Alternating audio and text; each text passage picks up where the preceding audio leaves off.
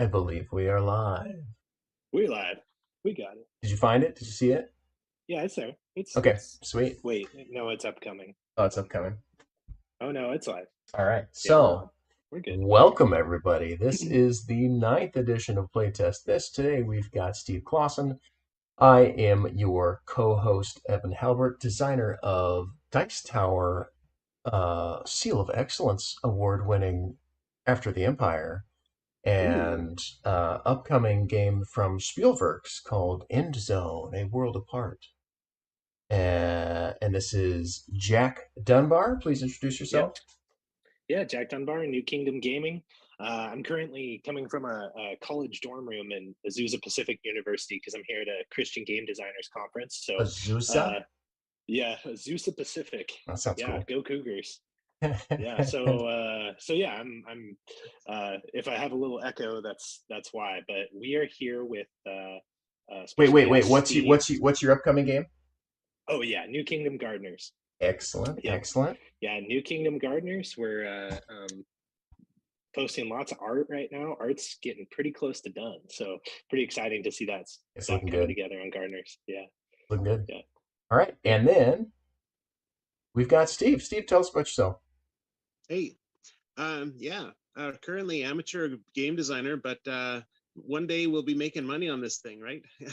That's the theory. Yeah.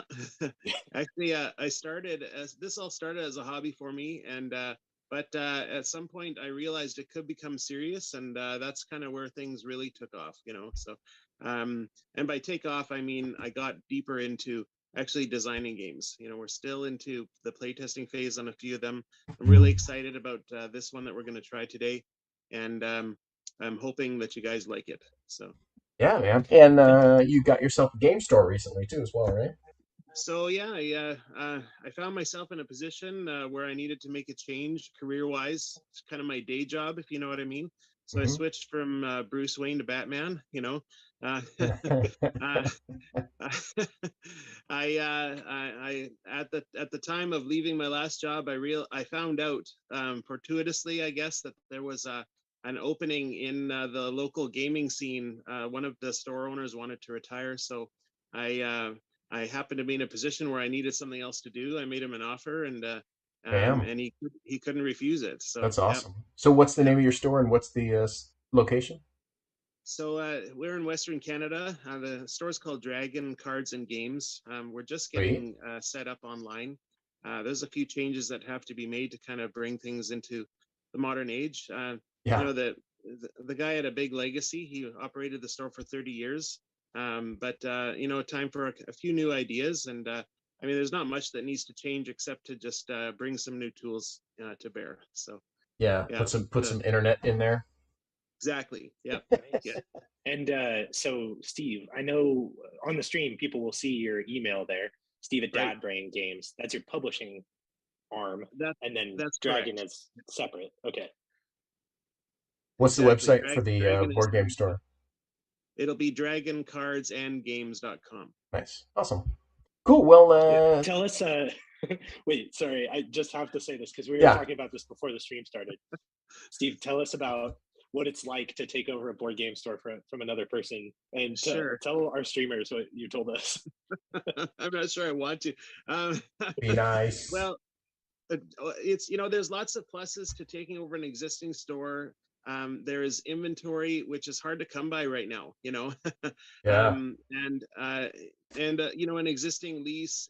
There are a lot of pluses, but also some interesting quirks. It's a unique space, but I really adore the old owner. But I will say that organization wasn't one of his strengths, so there is going to be a little cleanup. And just as an example, a friend of mine came in the store and picked up a magic card off the floor. He Oh, says, he right. says this is worth $600. You better put that in the case, So, It's a awesome. little cold sweat broke out on my brow, and then yeah, we just kind of moved on. So What was the card? That's awesome. yeah. So yeah, every day is a little surprise. Find a new treasure, a new experience. It's been a great journey so far. It's only been 2 weeks that I've been in it, so but it's been a thrill. it's I mean, this is my third career now, I guess. After I was a computer programmer, then I worked in finance, and now I'm knee deep in gaming. Yeah, I'm great. not sure I ever thought that that would happen as my kind of, my third career, whatever you want to call it, right? But thought I was going to retire in any of the other two, but there you go. Things It's change, right? yeah, they So do. It's a yeah, great place to be. I agree. Yeah. So tell us about Stardusters, Fame and So Fortune. yeah, Stardusters was an idea that came to bear when I was asking the question, why aren't there more entry level worker placement games? And at the time, I was developing another print and play game. So this is meant to be print and play, although it could easily be adapted into a full cardboard experience, right? Yeah, But I enjoy that idea of the constraint of having to have the end user or the end customer produce the game. It's a very interesting challenge, and especially part of it is part of the challenge that I put forth to myself was, can I make it fit all on an 8.5 by 11 piece of paper, right? yeah, uh, that's um, that's a real thinker, yeah, yeah. in anything, right? Well, design But restrictions breed, ingenuity. It's great. Well, absolutely. Sometimes the fewer pieces you have, the more you have to make clever choices. Yeah. But but the So, idea of an accessible worker placement game, and then I thought about, okay, if it's going to be produced at home, what are common components that could be used? Is anyone or everyone going to have like a meeples or cubes or something like that to represent the workers? Then I thought, well, what if the reward was currency? What if we also made um, the workers the currency as well? And that kind of created the whole idea here, right? cool. So what the end result is, this kind of a mixed action selection worker placement type of game with a little bit of a bidding mechanism thrown in there too. Cool. How do we play? Great question. Now, I don't have control over your screen here, but I'm zooming in on the main board myself. Yeah. So if we're looking at the main board, the purpose of the game is to acquire victory points, which actually are tracked on your player board, which we're not looking at, but you'll see the victory points on your player board. And those points are acquired through a combination of um, acquiring currency or reputation with the various factions that are hiring for the jobs, and fame. Now, I want to back up just a little bit.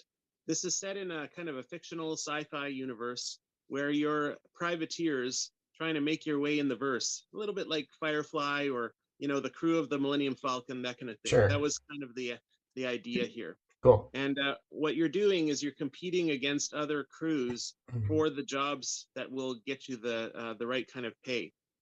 Certain jobs pay more than others or require certain different conditions. And then also you'll earn reputation with the various factions that are doing the hiring.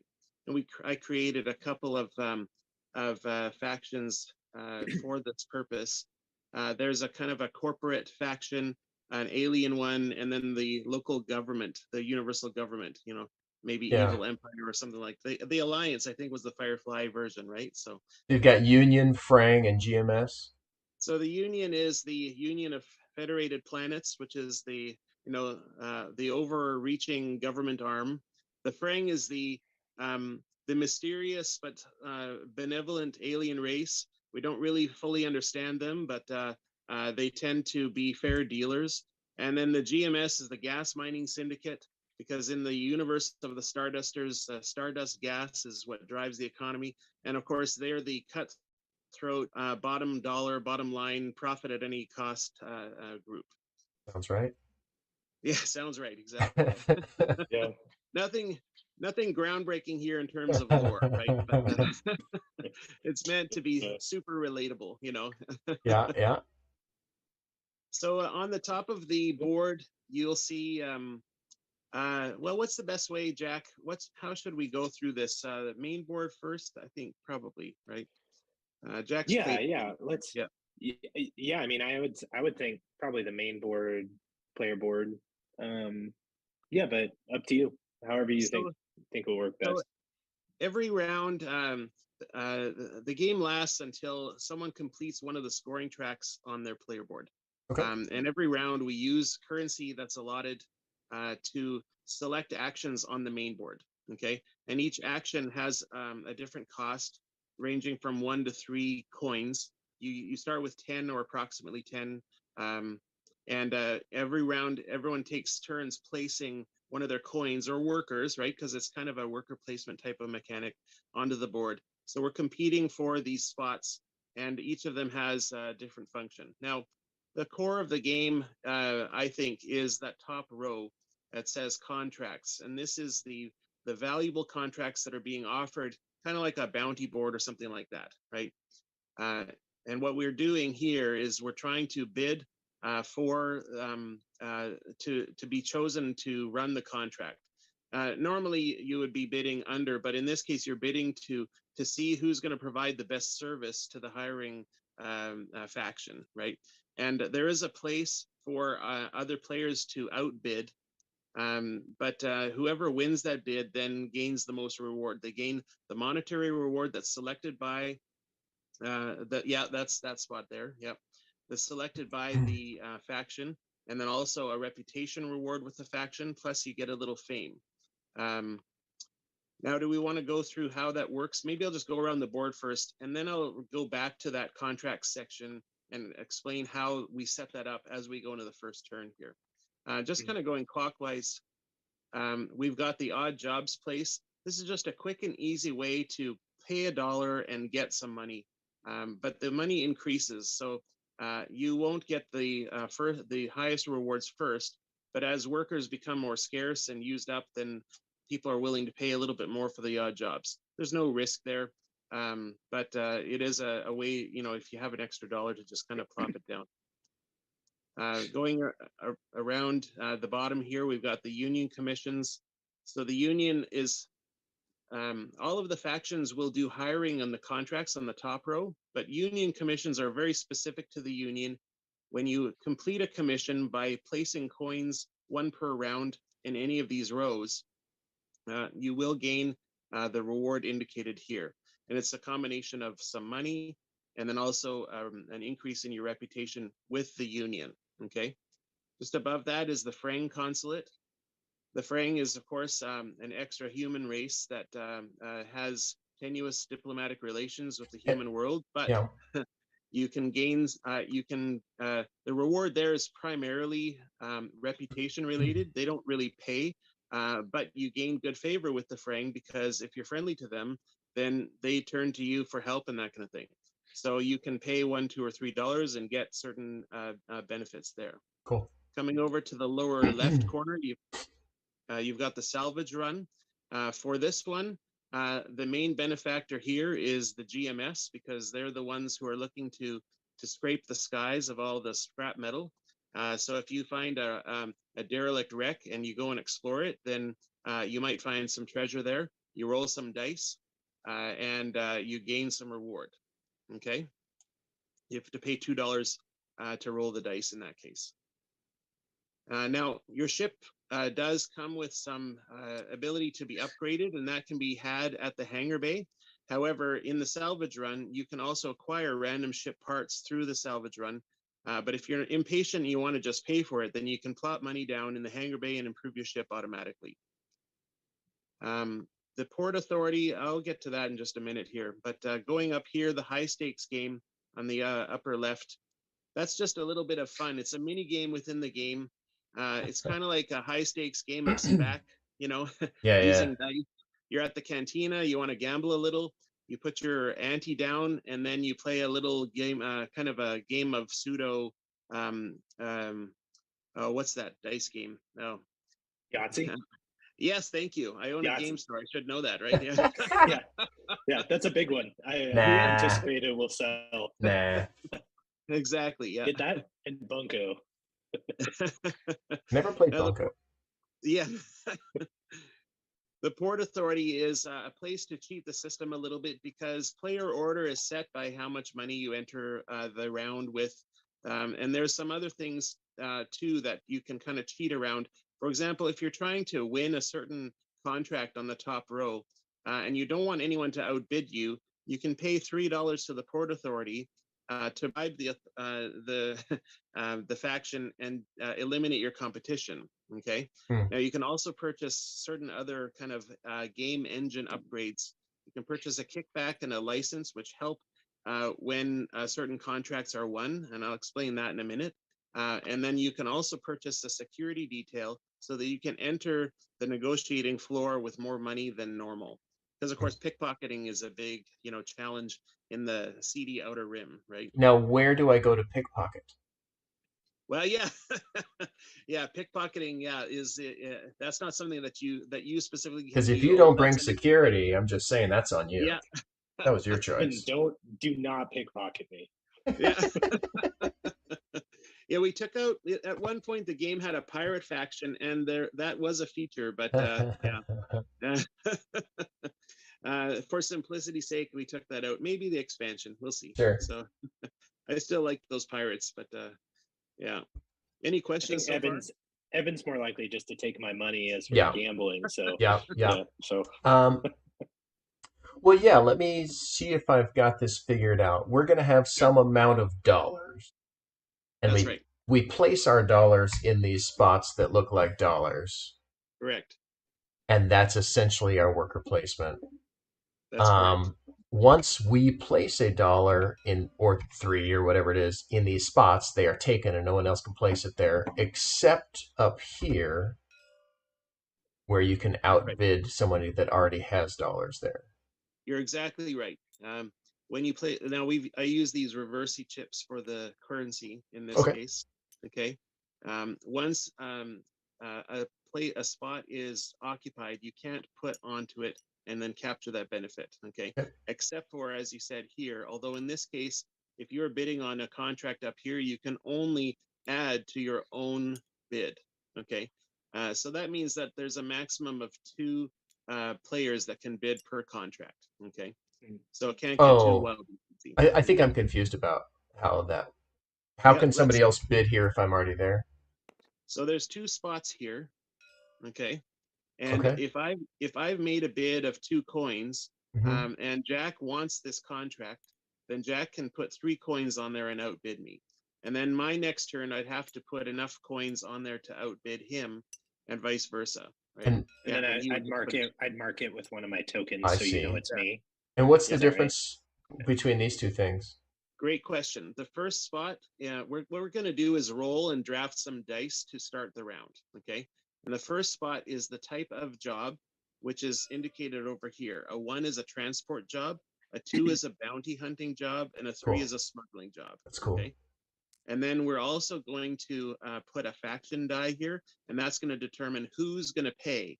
And Yeah. you'll earn So a that's a faction Frang reward. transport job. That's correct. Yep. Cool. Now it pays Cool. the sum of the face of these dice. So it'll pay $6 if you win that contract. The loser will get their money back because they didn't actually spend it on the contract, right? But they have lost the opportunity to use that money in other spots. So they'll just kind of get a refund and they have to use that money later. Okay, but all I the was rest thinking. of them are use it and lose it. That's correct. Once you put your Got it. coin down, it's there. So if I play here, I get $2 as a reward, and then I've lost my coin for the rest of the round. Yeah. That's plus a buck. Got it. Exactly. Although the next person that goes here will put their coin down and get $3. Got it. Okay. Yep. Cool. So with the union, what you want to do is fill up the track. Then you get the reward. With the salvage run, just to remind you, if we put $2 down and then we roll some dice. With the hangar bay, depending on how many parts you buy, you pay per part. High stakes game is just $1 to ante. And then with the frame consulate, the price goes up depending on how much reward you get. So in this union commission, Yeah. I place them all at once to fill it No, up? it's one per round. And so do I need my little chippy chew to tell people that that's mine? That's right. So what I found works best is that you put it on the next spot, and that way you can tell where when you've placed one. Exactly. It's a little bit fiddly. Okay. I'm not super What if happy with it, but yeah. What if somebody else wants to go there? Like once I've started a track, nobody else can go there, or That's correct. Yeah. Though, Steve, I know because I played a little bit ago now, but Yep. is it true that if you don't keep paying round by round, you lose that contract? It was true, but not anymore. Okay. cool. Oh, okay. Okay. Now, that's very intuitive though, right? But it's an extra rule that I felt was adding a little more complexity to an already complex spot on the board. Cool. I'm on the fence about that. I could be easily convinced to add that back in. Okay. Cool. I don't want to muddy the waters. Make it. No, Cool. but you know what? I saw TK on here. TK's on and Sam is Oh on. yes. Hey guys. Did you And say hi for Sasha's me? on too. Yeah, I'm trying say to hi. keep my CPU use down, so I'm not actually over there to answer any Oh yeah, questions or say hi. I'll let them know. Okay, thanks. Evan says hi. Yeah, but I was thinking about $6 doesn't seem like much for a space contract, but then I thought TK's game, Galactic Cruise, uses millions. So when I think about it in $6 million, it seems pretty good. Right. Well, sure, fair enough. The denomination is, there's a lot of psychological study around what denomination feels successful and feels like you're, gaining, right? That's Right. an interesting question, though. Yeah. Okay, cool. Let's keep So going. just let's pop down to the player board. Okay. Why don't we all go down to Evan's player board here? Yeah. Yep. The most important one. Yeah, right. So now in the print and play version, the first thing you'd need to do is draw your ship because that's super fun, right? Obviously. This is my son's favorite part, actually. He's Yeah. I took it out Yeah. and he was like, nope, nope, nope. You need to draw the ship. So yeah, exactly. And to get started, well, first I'll explain how the player board works, and then I'll explain how to set it up here. Yeah, very good. Let's, yeah, that looks nice and streamlined. Yeah. Yeah. My ship's name is Derek. Oh, Short for the derelict. the derelict. Nice. Yeah. There we go. Also, the letters have just rubbed off because it's been so well worn, so it just said Oh, Derek. nice. Very good. Okay. So just a quick explanation of how the top section works. The purse is the money that you will bring to the auction floor, okay? And everyone starts out with 10 or approximately there, and I'll explain that in a minute, okay? So you've got some money that you're gonna spend each round, and that stays, that comes from your purse, okay? If you earn money throughout the game, it goes into the rewards section. You cannot spend that money throughout the game. That's a hot dog, I see. Okay. That's awesome. Oh, that's why it's dog one. I Yeah. see. Very Yeah. good. Okay. Perfect. Yeah. Yeah. It's just it was underneath the marble as I was chipping away. That was Right. what was revealed. So It was yeah, always there. it was always there, Mhm. just waiting for me to find it. There Sorry, you go go. ahead. That's okay. When I chipped away at the marble, it was just another piece of marble. But anyway, your skills are better than mine. So the purse is what you spend. The rewards is what you earn. Okay. There is one exception, and that's that you can stash some money in the round and then pull it out of the stash as an action if you want. So it's a little way of cheating the kind of the maximum that you can have in here. Okay. Going further down, you can upgrade your ship by purchasing parts. When you purchase these parts, they allow you to earn more money on each of the different jobs in the contract section. So if you wanted to earn more on a transport job, you would purchase efficiency and capacity. So efficiency on the left, capacity on the right. And that would allow you to earn $2 more per contract, okay? For each upgrade. So if you had both upgrades, it'd be $4 extra. So if we Just for looked at that that, type of contract. that's right. So that frame transport job that we put up as an example that paid 6 would then pay 8 or 10, depending on how many upgrades it had. Sweet. Okay? Yeah, it's nice. You also earn fame as you increase the capabilities of your ship. So if you complete any of these columns, the engine column, tactical column, or cargo column, you earn a fame reward, and I'll get to what that is in a minute. And then if you complete your ship in full, you got the best ship in the galaxy, you earn another fame. Okay. Yep. Coming down, you've got the factions section, and these are the Gas Mining Syndicate, the GMS, the Frang, which is the extra human race, and the Union, which is the government. Okay. As you go along, you will be earning faction rewards, and we're going to simply take a counter and put it onto the next spot on the track. Okay. And then each spot comes with a certain reward, in this case, the star is a fame reward. So you actually gain fame from landing on this spot on the track.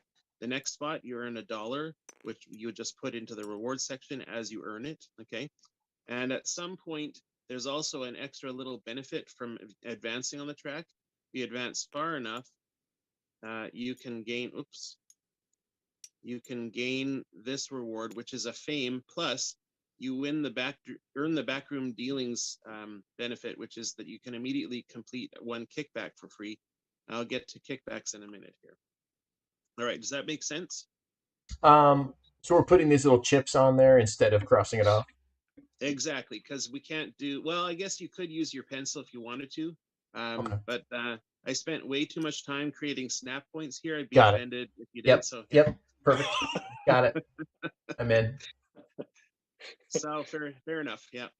Now the bank, I did skip over the bank, which was on purpose, but just be aware that when you earn money in the bank, then you'll gain victory points, which is this leaf design here. Okay, that's the classic victory point symbol. So the going down to the bottom, fame is one of the other things that you can earn, which you earn whenever you have achieved a contract or you earn a star benefit. Okay, and you just mark them off as you go. Does that make sense? Any questions?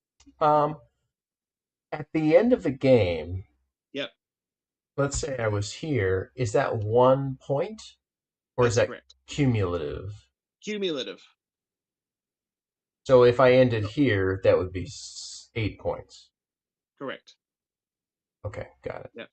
You can see that the tracks tend to have a bit of a ramp, so Yep. it rewards you getting to the end of that track. Yep. Okay. The game ends, by the way, when any one track is completed. Cool. If you have extra, it just counts as an extra victory point at the end. Cool. Now, the bank is where you would earn money from your rewards. Now, let's say you've earned quite a bit of cash from your turn. If you come up to the top here and you're looking at your rewards, you got a lot of money here.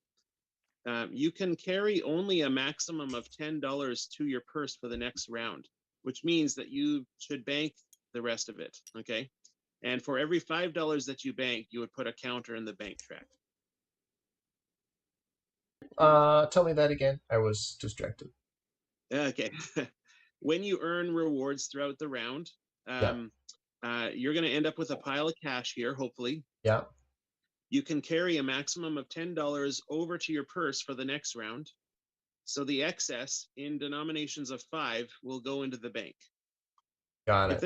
If there's any difference right now, it just stays in the rewards. That's And- something that I'm still working out, but And do I ever withdraw from the bank? only if you don't have enough money at the end to satisfy how much you want to carry into the purse.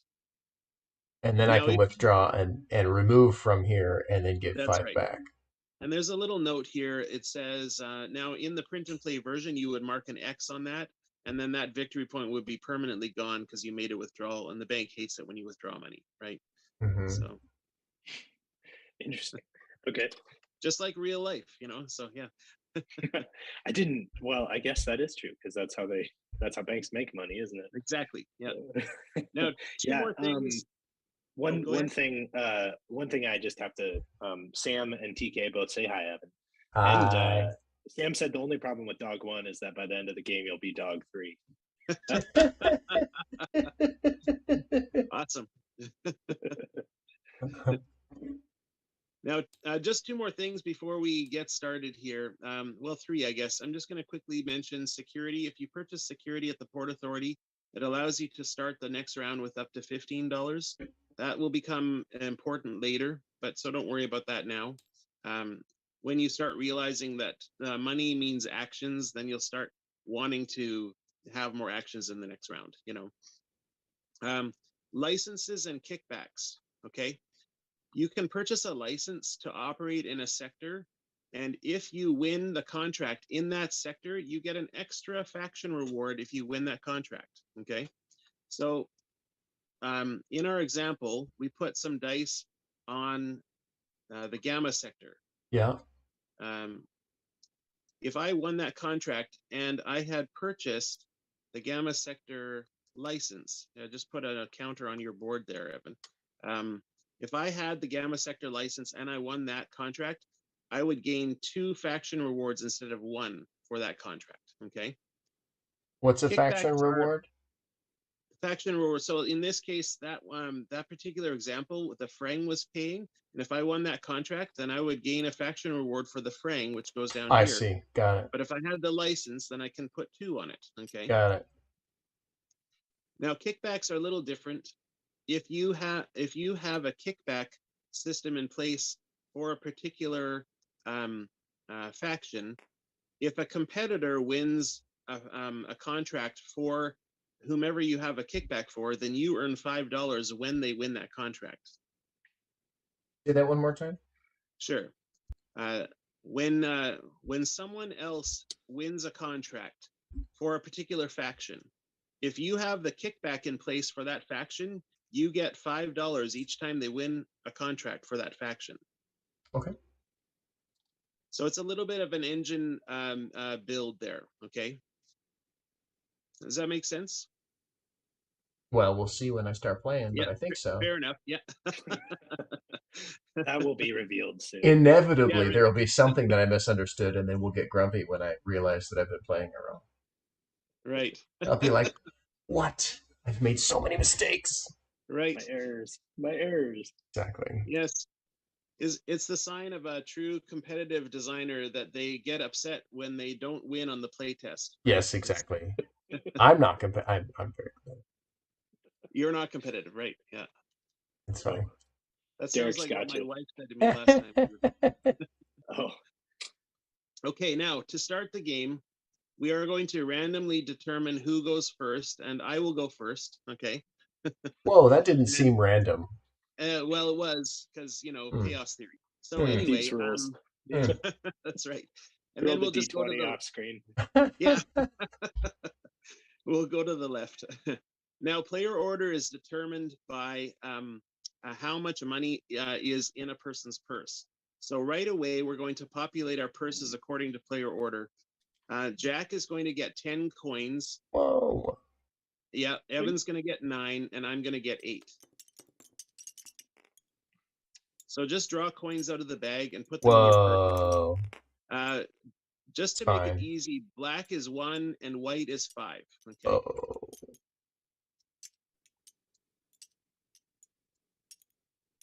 Oh, white is 5.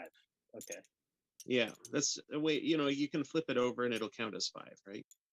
What do I got going on? Yeah. Did I draw one too few? Oh, no, I got 9. That's right. All right. Whoop. 3, 4, 5. Okay. Now, one last thing. You can complete any one upgrade on your ship to start.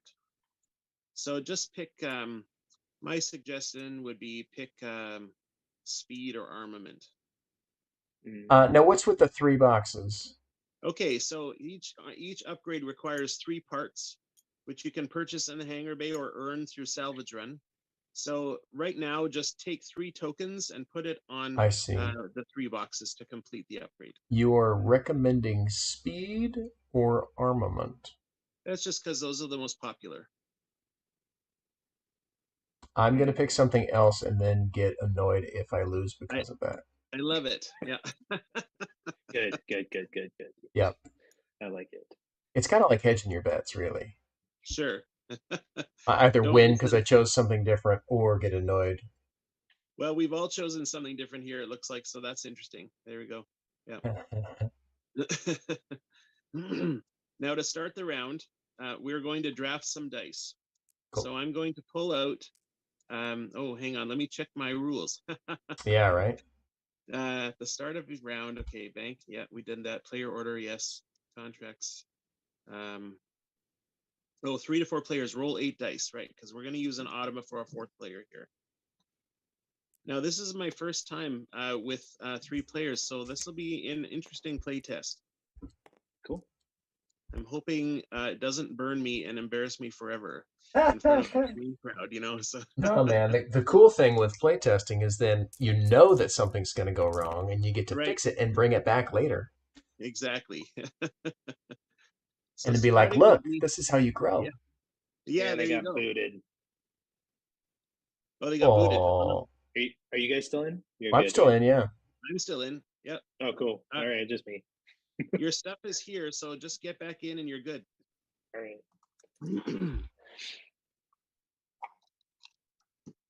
Shall we wait? The No, I'm derelict. in. Oh, I'm you're. Is that the Zoolander ship? Yeah. Nice.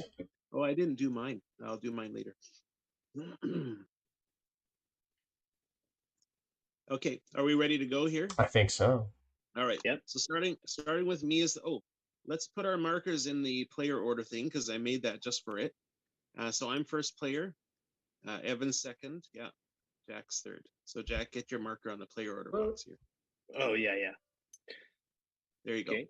Good, good boy. So now starting with me, I'm going to draft dice and put them anywhere on the top row here. Okay. Now I chose armament, which means that I'm probably going to favor bounty jobs. So I'm just going to take a 2 and put it right here on the belt. So Evan, take any of these dice and put them here. You have to obey the rules though. 1 to 3 goes in the contract spot and 4 to 6 goes in the faction spot. Obeying rules, huh? Right. Yes, right. I don't like that. A board game without rules is just a party game, let's face it. So, you know. All right, Jack, your turn. I'm gonna place another transport job or bounty job. Here you go.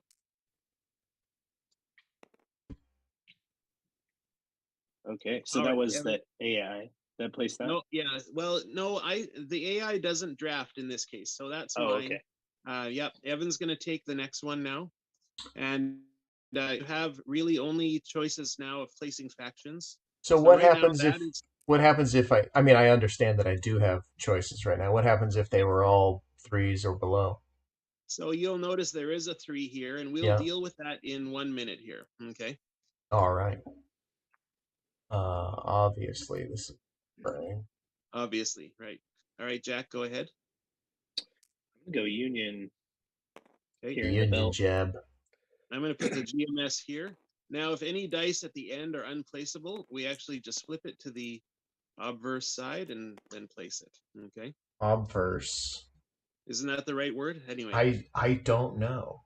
I'm trying to sound smart, so don't blow my cover, you know. It might be right. Let's say it sounds good. The thing I know about Steve is he is an encyclopedia of It games. sounds so. good. I buy it. I buy it. I'm in. Obverse. Yeah.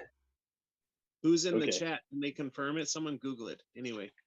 Sam, tell us what does obverse mean? We're using too much CPU power. Yes. Yes. All right, now comes the action selection phase. Okay, so what we're going to do is take turns placing our coins around the board. You can place them anywhere. All right. After each of us places, an AI, an automa, will place as well to add a little extra competition. So the first thing that I'm going to do, just to show you how this works, I'm going to take 2 coins from my purse and place it here. I could place just 1, but I want to make it difficult enough for you guys to outbid me that you might not want to. Okay.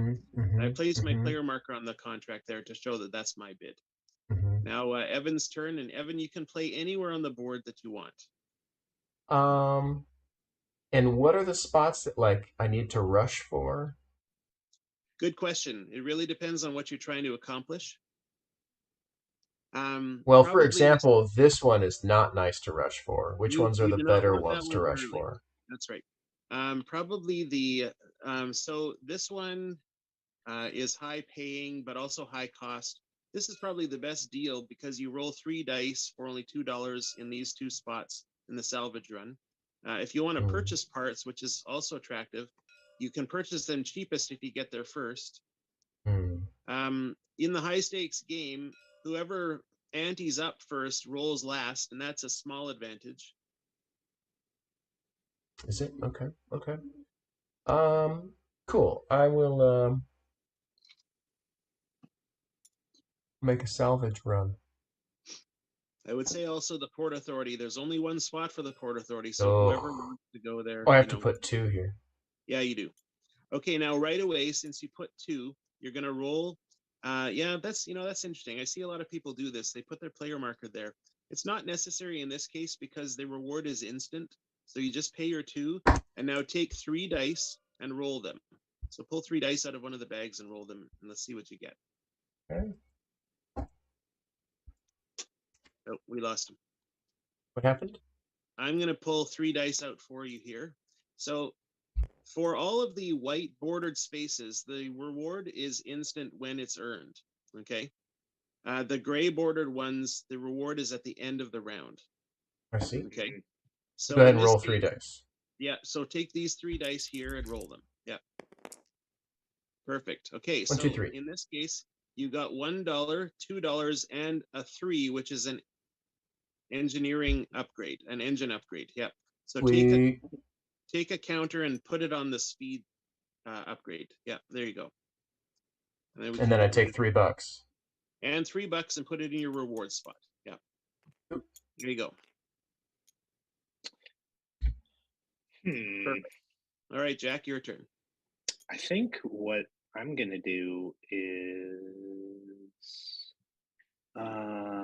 yeah, that's what I'm gonna do. Yeah. I'm gonna I'm gonna buy cheap parts here. So I can put as many here as I want, right? As many as you want. You can put them anywhere that you want. Okay. Yeah. Okay, so I'll buy 3 parts, and I'm gonna finish my efficiency upgrade on my ship. There you go. And that's gonna. So it looks like I earn a fame for doing that. You do. You've completed that column. Both engine upgrades. So take a token right away and put it on the fame track. Yeah. What? Okay. Cool. Perfect. Sweet. Should have done that. Now, if you Derek's win, pretty famous. Yeah, right. If you win a number 1 job, a transport job, you will gain an extra $2. If you win a 2 job, which is a bounty job, you'll gain an extra $2 from that, just by having both of those. Okay. If I get a contract, I will get a bonus this round. Yeah. All right. So for the Automa, we're going to roll 1 die. And that's going to determine where the Automa plays. The Automa plays in the 1 spot, which is contracts. Okay. There's also a cheat sheet down here that shows that. And the order is the lowest cost, highest reward, left, right. So what we're going to do is place 1 in lowest cost, which is this one here. Oops, why did I do that? I guess we're going to use the, this is Wait, you said lowest cost and highest reward. Lowest cost first, highest reward second. Okay. So if there were 2 contracts that had a 1 or only required a 1, then that's where the Automa would go. Okay. And then highest reward out of those if there was a tie. It's kind of a tiebreaker logic. Ooh, obverse. The side of a coin or metal bearing the head or principal design. For option 2, the second definition is the opposite or counterpart of a fact or truth. Oh. Interesting. That could potentially apply. All right. Well, I challenged someone to find a better word then. So there you go. Sounds right-ish still, even with that definition. Now, what did I do? Okay, I put money on the GM. Okay. Yeah. So I'm looking for GMS 2. So I'm going to put my coins in my turn here on the salvage run and try my hand there. So I get $2 Ciao. and a 4, which is the tactical upgrade, and I Yeah. get 6, which is a fame. So I'm going to mark the fame track on mine. I'm going to get $2 into my rewards and a ticker on the 4, which is tactical. I feel like I've made horrible choices.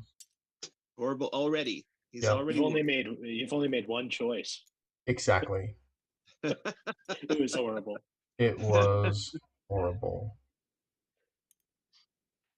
So Evans decided to outbid the Automa on. Now, is this Automa going to be outbidding me potentially? Potentially, but we'll see. Okay. It would have to roll a 1 to bid against It would. Evan. That's Okay. right. Yeah, Okay. they would have to roll a 1. And then he would And just then- outbid me by 1, or how would that work? Yes, the minimum number required. Yeah. Okay. Cool. The Automa is pretty stingy. All right, Jack, right. you're Okay, Evan hopefully is already at least dog 2, so we'll see. Dog 2 status. I'm gonna place. I'm gonna place 3 here. Ooh. I'm taking expensive actions, but Mhm. I'm gonna buy a kickback Mhm. on the GMS. Okay. Yeah. Seems So- pretty good. If I successfully win that contract, then Jack gets $5. Yep. Or if having Seems said that, if anyone else Pretty does. good. So I'm going to use this die to roll for the Automa. He goes to a 1. Okay. So now what's interesting is it would require $2 to outbid Evan, $2 to go here, $2 to go here. But the biggest reward is actually in the belt. So that's where the Automa is going to play. Is the minimum bid the number there? Is that No. why would it cost $2 to go there?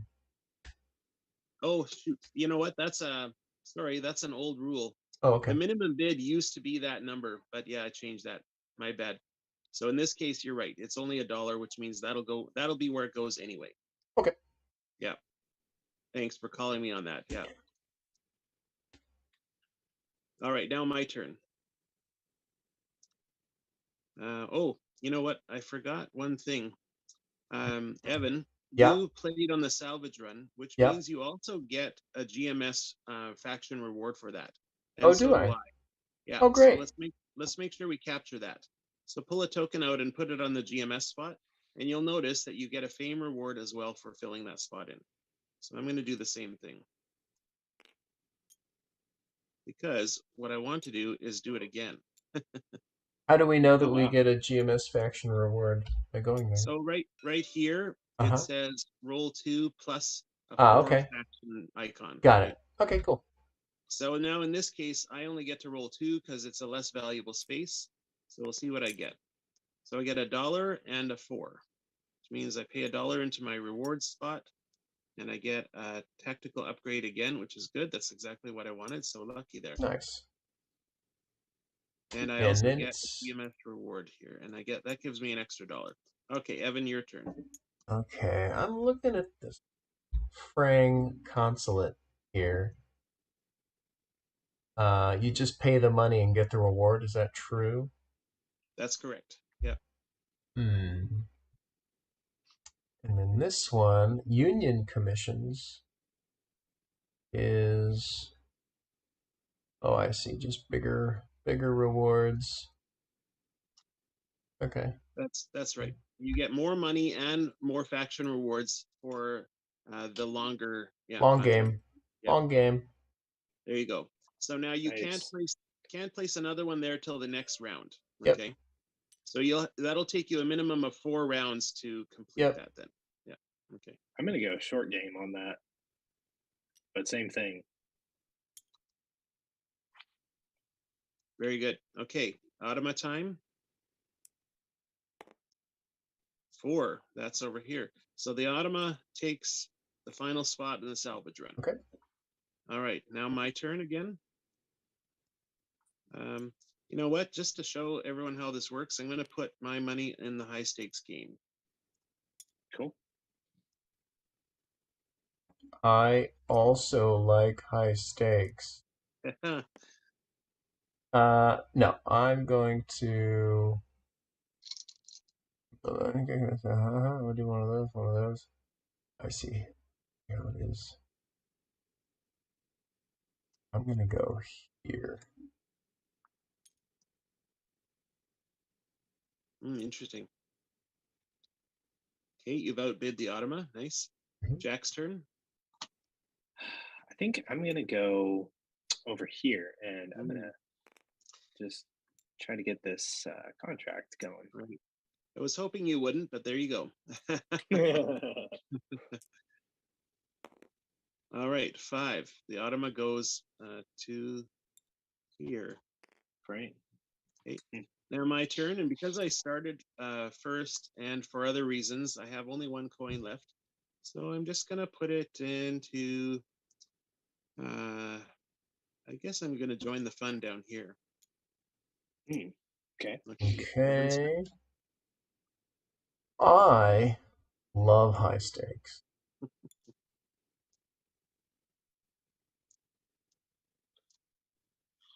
Let's see. I'm going to go ahead and I'm going to take this 2 spot here with the Fring. Okay. So that gives you 2 Fring faction rewards right away. Okay, which is $2 right away. There you go. So Cool. put $2 in the reward spot. Yeah. Okay, great. All right. Automa one more time. Okay, they go to a 3, which is the hangar bay.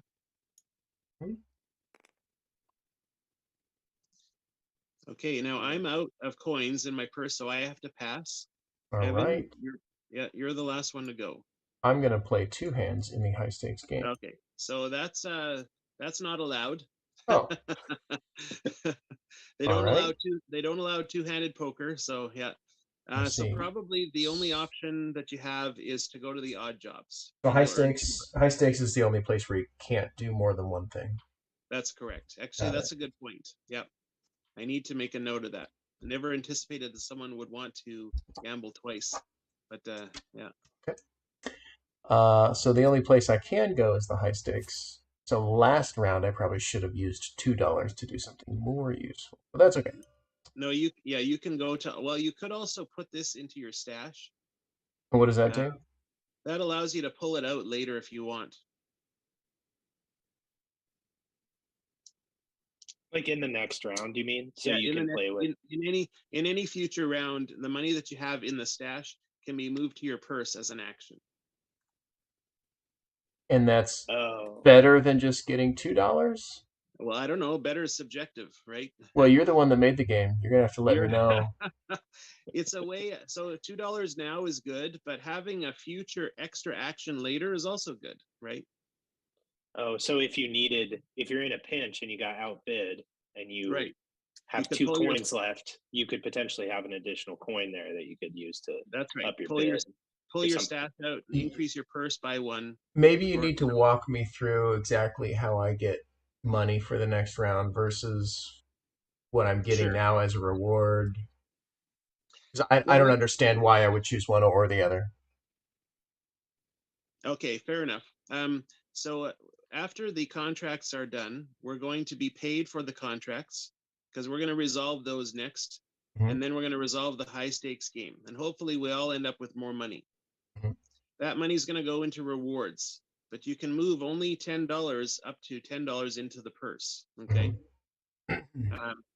If you want, if you want to circumvent that, you could take your coin and put it into your stash.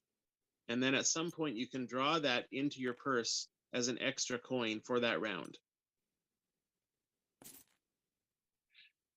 So 10 is my maximum. The stash can make it 11. Exactly. Yeah. Can you stash more than 1? No. So my stash is only ever size 1. That's right. If I have it. Okay, I'll do that. Okay. Just in case. Sure. All right. I asked Sam to weigh in on Obverse, by the way, and say what he thinks about it. And he said, I think it applies in principle, though I'd favor a word that doesn't require a dictionary for rule book reading. So like the other side. Yeah. The opposite side on the die. Yeah. Flip it The over. reverse side. The reverse side. Yeah. Obverse might be better. Okay. Anyway, yes. All right. So we've been paid out for our instant rewards as we go. Now the round is concluding. So what we're going to do is resolve. Does the Atoma not do one more, or does it not matter? Doesn't need to, because it really doesn't earn money, and there's nothing for it to interfere with anymore. So Are you sure he might not outbid old Jackaroonie here? That's an interesting Or question. join us in the high stakes game? Yeah, Jack. The way that I have the rules written currently is that we just stop playing as soon as the last player passes. I see how it is. Okay. Yeah.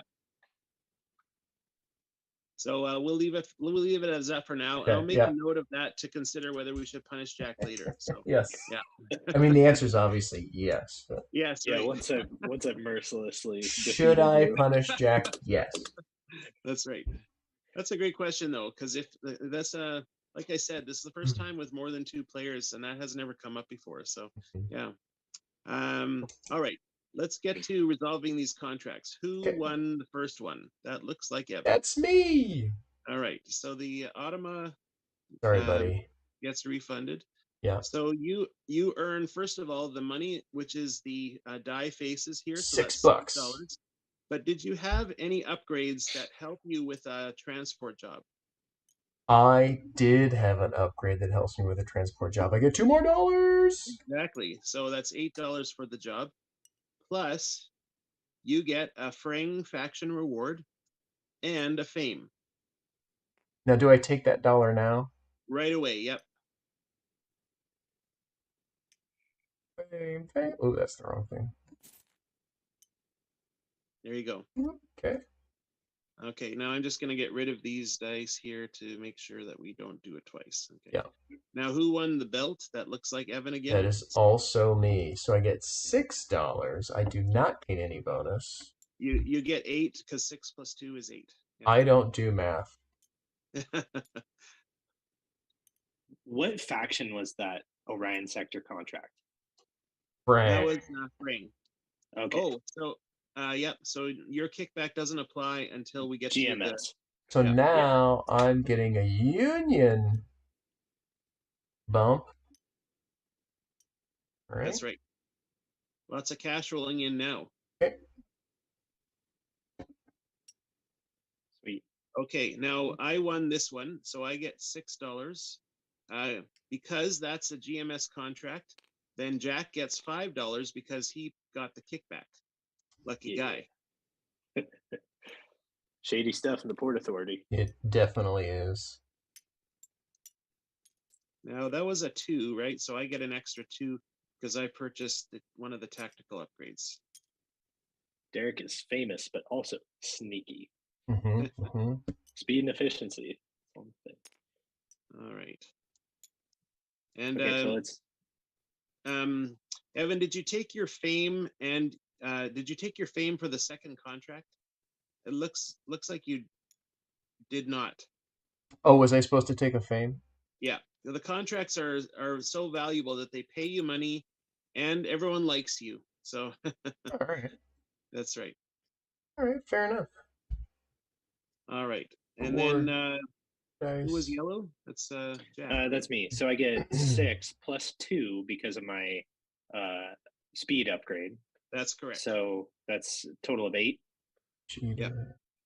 Okay, so I'll flip both of these over to 5s because 2. Yeah. Okay. Right. Now, don't forget the faction reward and the fame. Oh yeah, faction reward. Okay. So you get a GM. Yeah. So yeah, and I get fame, and the GMS thing was fame. So do I mark that immediately? Absolutely. Yep. Okay. Cool. All right. Perfect. Okay. Don't like it. Now, the high stakes game is the last thing to resolve at the end of the round, and the Automa is going to come in with its. He does go there. Yep, Oh yeah. He can go there twice? Come on Yep. now. Come on Now now. what we're gonna do is each roll 5 dice, but just to kind of speed things along, I'm gonna roll for the automa. So it goes from right to left. The automa will roll once, and we're looking for high dice and the most number. So right now we're dealing with 2 4s. The second automa roll is they're gonna roll 1 time, 2 5s. So that's the number to beat. Now, Evan, It's you're not So two. next. It's not two it's not pair. We're two not doing pair. poker hands. No, it's the highest number, the most number of the highest die, Okay. or the most, the So now I highest roll. I get die it. with the most number. I got it. Yeah, More dice of the same number is more valuable than a higher number, correct? that's correct. Okay. Yeah. So So I roll. 3 1s beats 2 6s. Got it. So I roll once. You roll up to 3 times, any number of dice 3 times. I can re-roll any dice. Yes. Yahtzee style. There you go. So you're going to keep the ones and re-roll Going for those. ones, people. Lucky number 1. Lucky number 1. Lucky number There you 1. go. Whoa! that was dramatic. I liked it. There we go. So All right, 3 of a kind. Evan's got 3 1s. That's the roll to beat. And now I I feel like roll that. I feel like you're gonna beat that. That doesn't seem too hard to beat. 4 Oh 4. man. All I need is a 4. Mm-hmm. Oh, oh man. Nope. Let's You see know what it. they say? Game theory is you should switch. So I'm gonna switch All to a right. 6. Nope. Ah! Nope. Wow. And you would have got it with the 4s. I would have. Yeah.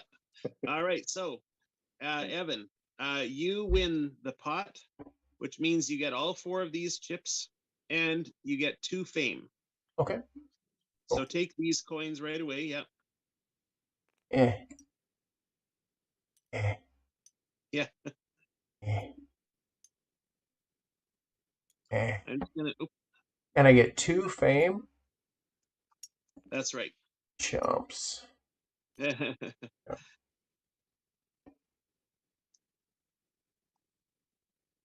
Cool. All right. So now What do we do now? look at the money in your rewards area and move up to $10 into the purse. Now, the reason you would move less than 10 is if you wanted to try and go first, okay? Because whomever has the least amount of money in the purse is the first player. Some extra money. Yes. So for every group of 5, you're going to bank that money. That means you're going to mark off on your bank, okay?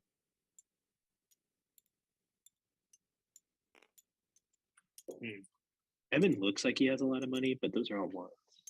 It's just to throw you off. Let's see. What am I going to do? I think I'm going to go into the next round. I don't know if this is foolish. I'm not. Well. And then why would I keep it in rewards versus bank it? Is there? I don't remember what the downside or not is. So the only reason you would keep it in rewards is because you couldn't fit it in the bank, because if this is a roll and write type of or print and play type of game, I needed for there not to be denominations of 1 going into the bank, if you know what I mean. So Okay. you're Okay. just going to So mark there's off. no benefit to not putting it in the bank. No, there really isn't. Yeah, Okay, because got it. it just will eventually either go to your purse or your bank anyway. Yeah. Cool. That's at one point I had the excess get spent. Yeah. But feedback was people didn't like losing money. Yeah, it feels bad. Right. Why did I do those odd jobs? Okay, cool. Yes, exactly. I'm just gonna bank 1. Okay, there you go. And I'll just take all 10 with me. Now, what's interesting is I didn't get enough to bank, but I'm feeling left out. So I'm going to bank 5 and go in with 8. All right. So is everyone all set up there? Okay. Mm-hmm. Now, because I'm going with 8, and everyone else is going with 10, I'm still the first player. Second player is whomever has. Well, how much have you got? You both went 10, right? Yeah. Okay. Jack has the least amount of money banked, so he's going to be second player this time. Oh, man. Interesting. And then Evan's third. I guess we could put the Automa down there just to remind us. But okay, now we're going to set up the contracts with the draft.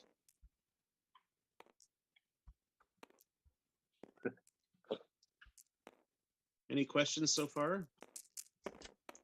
Probably. Okay. All right. I've drafted. Now it's Jack's turn. Now tell me how this feels, because going left after determining first player feels normal, but doing it by money was kind of meant to be a bit of a catch-up mechanism, right? I wrote a note down about it. All right, it's Evan's turn now. So we've got 2 dice in there. Yeah. Okay. Okay. Now I'm gonna go. Jack's turn. Sweet. Let's see. I'm gonna throw out a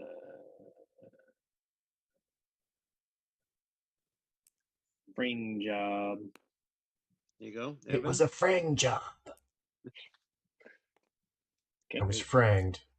Now I'm gonna choose this, and then we flip this to the opposite side. Interesting. Lots of union contracts. This time, yep. Okay, now I'm going first, but I'm going to do something different. I'm going to go straight down here. Oh, wow. Yeah, Okay, 4, 4, and a 5. That's perfect. So now I get to complete my jammer, which completes all of the tactical upgrades. So automatically I get a fame for that. However, I had another 4 here, but I've run out of jammer space or tactical space. So I just sell that part for $1 and I get a reward. Parts are worth $1. Interesting. Yeah, extra parts that you can't use are just worth $1. Got it. Okay, so it's Jack's turn now.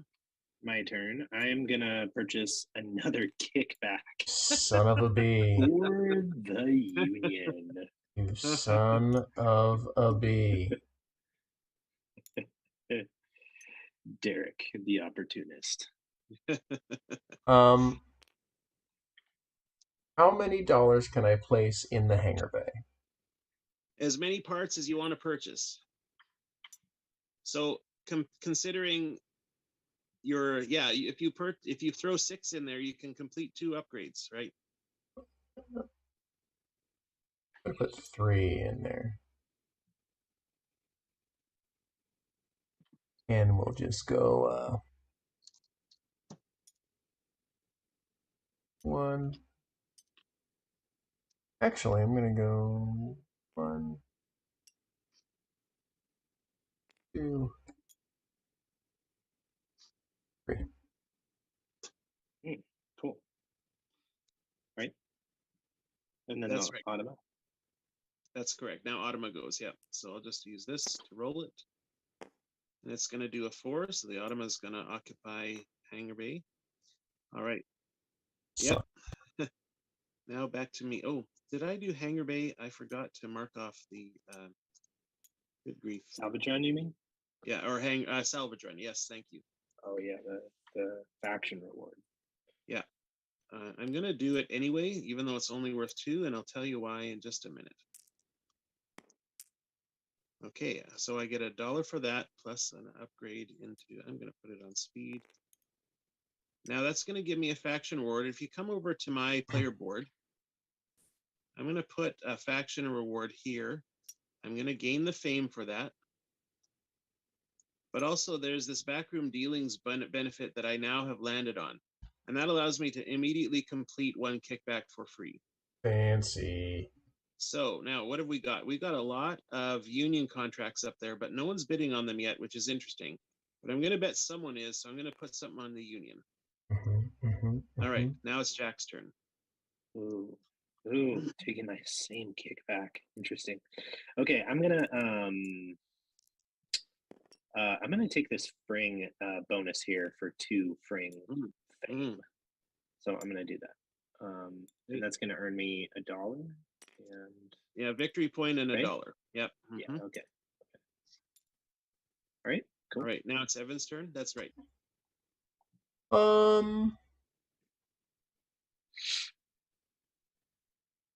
How's I can hear the gears turning from here. No gears. No gears. I don't do that. It's just the gear. I don't do that. Oh, interesting. Okay, nice. Going for the high stakes game. Okay. You see an opportunity develop. Yeah. All right. Now we're gonna roll the Automa. They did a 1. Oh, interesting. Okay. That's gonna go here. Oh, you know what? I did say, yeah, lowest cost. That's right. It only costs 1, but yeah, highest pay. Yeah, so just go first. Yeah. Okay. That one. Interesting. Oh, highest pay is first? That's after lowest cost. Yeah. Oh, after lowest cost. Okay. Yeah. Okay, now my turn. I don't really see any contracts that I like, but I'm just gonna throw something on here before it gets too crazy. All right, Jack's turn. Well, I'm gonna also go for a contract. I do want to make sure. Well, I'm just gonna bid 1 there. I'm gonna be stingy like the Automa. There you go. Stingy. All right, Evan's turn.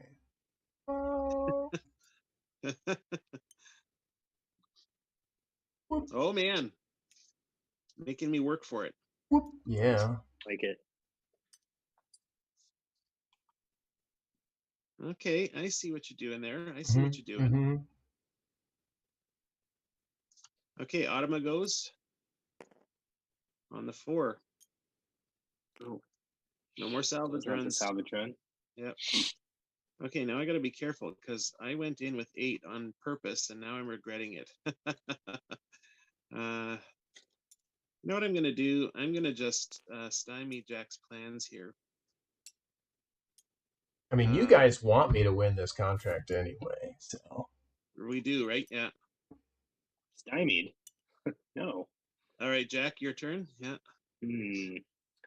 Well, let's see. 1, 2, 3, 4. Let's see. Steve has played 2-1.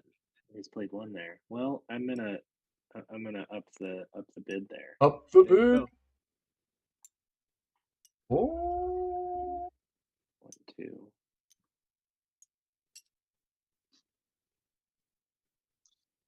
Oh man, I have a feeling Evan's gonna take this one. Well, you guys want me to win these. Right. Okay, so in a case where the Automa rolls something it can't play, it goes to the next one. So that goes there. All right, my turn.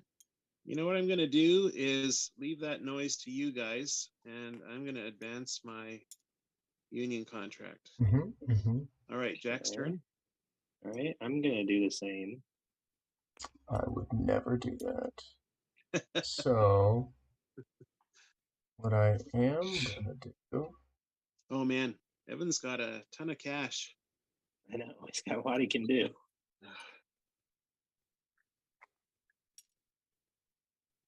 Oh, interesting. Go. Okay. So I'm gonna up my frang. Yep.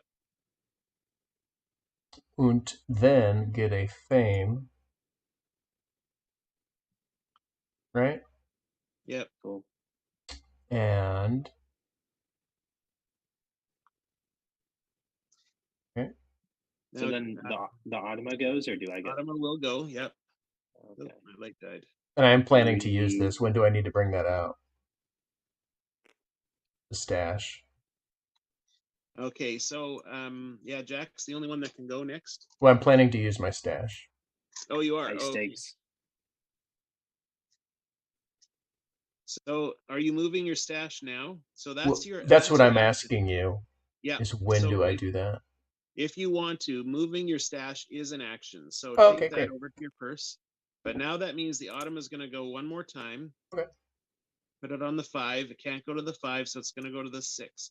Nothing can be done on the 6, so it's going to go to the 1, which means that it's going to outbid somebody here. And that is Evan. Why me? I thought he goes to the highest value.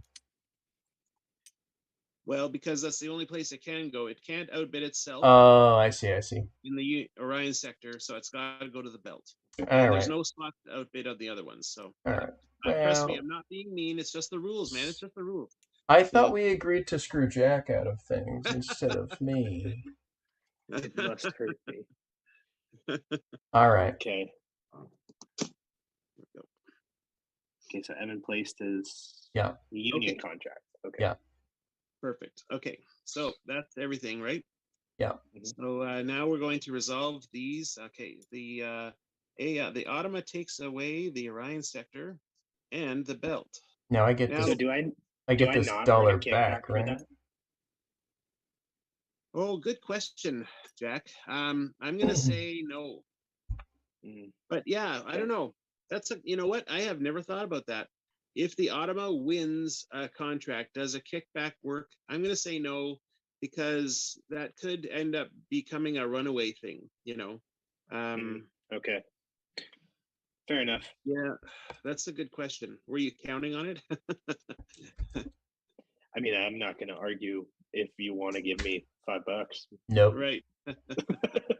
That's a good question. I'll have to think about that one. Yeah, I hadn't thought about that edge case. So there we go. Okay, who's next here? I'm next. That's me. Jack wins that one, and I get my refund. So I get $9. That's right. 7 plus 2 because you got the upgrade, right? Yeah. And then I go up with the fring. Yeah. And when I go up with the fring, I immediately complete 2 ship upgrades. Correct. Whoa. Does that mean I place 6 of these markers? That's right. Holy shnico. Now, does that mean, so if I have armaments and speed, when I complete a 2 contract, do I earn $4 extra? Yes, you do. Cool. It looks like you should also be getting 2 fame as well. So yeah, okay, there. Let's see. How so I earn a fame for that. Yeah. Plus a fame for the contract. Yeah. That's right. That's what Evan's talking about. Yep. Plus a fame for completing the ship. Oh, that's 3 fame, nice. Yep. 3. Yep. Yeah. Sweet. Holy moly. Valuable contract. That's right. Don't like that. Now, did anyone have a fraying kickback besides Jack? Oh, Jack doesn't. Nope. Yeah. Okay. So Evan wins the outer rim. I get my refund. I get $7, $9, $11. That's right. And I get $5 for having the union kickback. And me too. So does Jack. That's and right. I'm gonna get a frang. And I'm gonna get a fame. All right. And then I also resolved my union contract, right? Oh yeah, you should have done that instantly. Actually, yep. So that instantly. One, okay. You get $5 and a union faction reward. Nice. That's right. That should have happened instantly, but we missed that. Yeah. Cool. Okay. Cool. Okay. Oh, Jack, did you go into high stakes game at the end there? Yeah. I didn't see that. Okay. Oh yeah. Nice. Let's roll. Okay.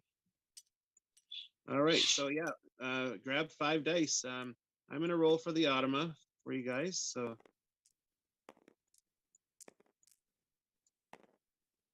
Automa number 1. So Evan should roll first on these 5 dice. No, I roll last. No, Automa rolls first, and Evan rolls last. Yeah.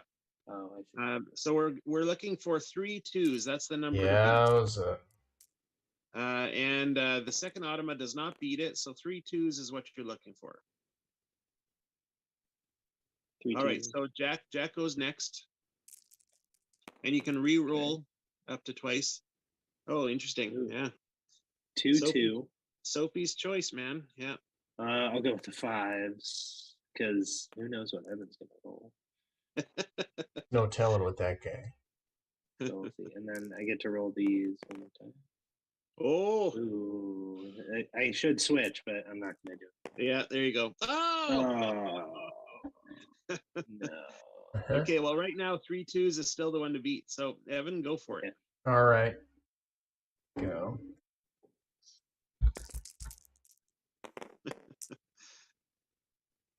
Well, Into the 2s again, man. Wow. what if I also get 3 2s? Then it's a sudden death roll off. Okay, I'm fine with that. Just to keep it simple. Oh man. So Sasha asked in the chat, would an automa kickback make sense as long as a player was bidding as well? So not for the Orion sector that round, but yes for the belt. Great question. I'll have to think about that. Yeah. I mean, ultimately, it'll come down to balance, right? Because the kickback is pretty powerful. It brings in a lot of cash, especially if you've loaded up on it like Jack's done, right? So having 4 sectors in play, you know, and in that case, there were 3 sectors that could have resulted in a kickback to Jack, right? That's $15. That's Yeah, that's a lot of so money, I could have $10 more. Yeah, right. That's right. Kickbacks. Okay. So I'm just gonna add $10 with a little asterisk on this game, just in case. He's got a lot of money going on over So that's 2 victory points if you're counting, right? Sasha also says hi, Evan. there. Hello. Hello. All right. I'm glad you're watching the chat. So everyone, take care of your purse now. You're gonna move money. Wait, into is that Sasha from Portland? Sasha Gelton. Oh, I forget Sasha's last name. Okay. Anyway. Ask Sasha if they're from Portland.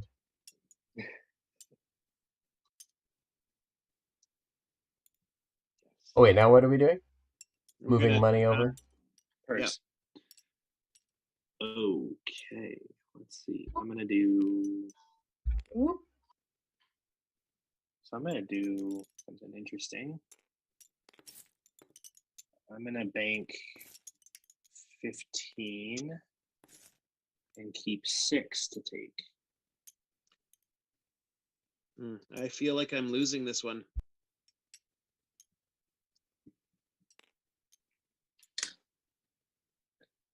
You and Evan both. Am I? Just kidding. I don't know. I think Evan's dog won for a reason. So Dog one. Is everyone taking 10? I'm taking 6. I'm taking 10. You're taking 6, you said? Yeah. Mm-hmm. Okay, so Jack goes first. Then it'll be me, then Evan, because I have less in the bank than Evan. So I get to roll these dice. All right, we need 8. Oh. There you go. 6. 7, 8. There, these ones didn't roll. All right, and then Jack drafts first. Oh, and then there's 2 up here.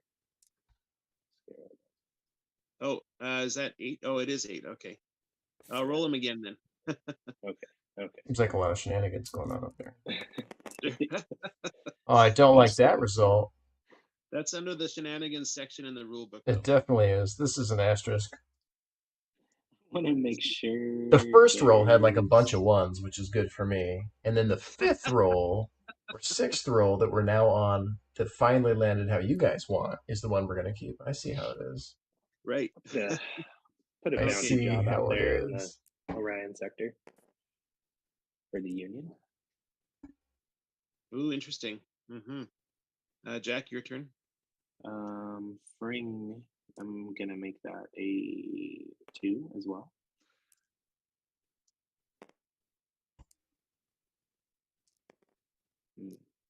I guess we don't have any choice. It just becomes automatic at that point there. So yeah. Cool. Okay. Jack's first. Okay, let's see. What do I want to do? Another kickback. I'm just kidding. Just really hedging my bets. I'm gonna play for another union contract because that's easy. So I'm gonna do. Okay. Not a bad idea.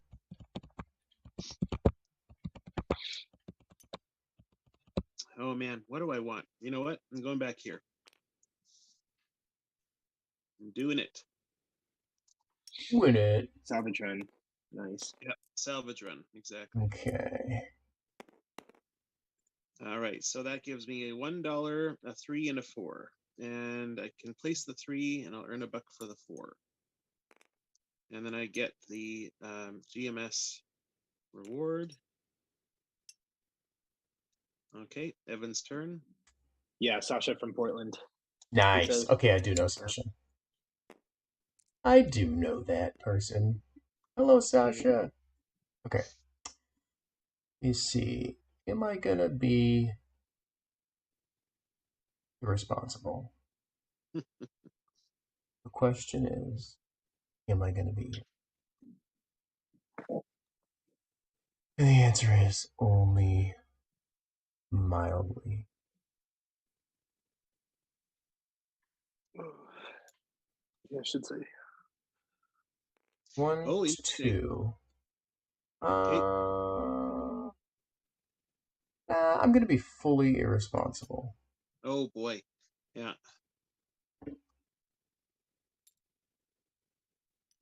So you'll earn a fame for completing your engine upgrades and for the cargo upgrades. Yeah, or is that what you're? Oh, you're doing armament. Never mind then. Yeah, I take that back. I see. Delayed gratification. Yeah. Okay. There we go.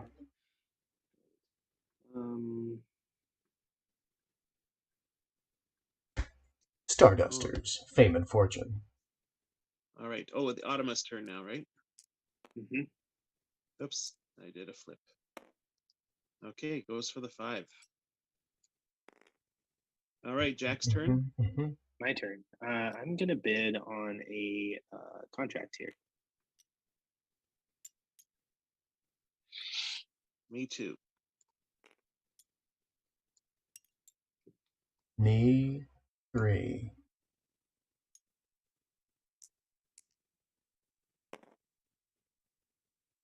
The Automa's like, nah. 6, 1. Oh, there we Yeah. go. Can't go on the 6 because we've occupied all of them. So it just goes around to the 1 now. And this is the cheapest one that it could find. Cool. All right. Okay, so let's see. So I'm gonna go. I'm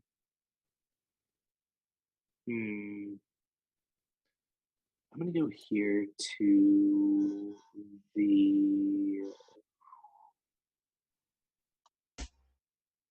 I'm gonna bid against the Automa on this contract. Yeah. Yeah. Like your style. Cool.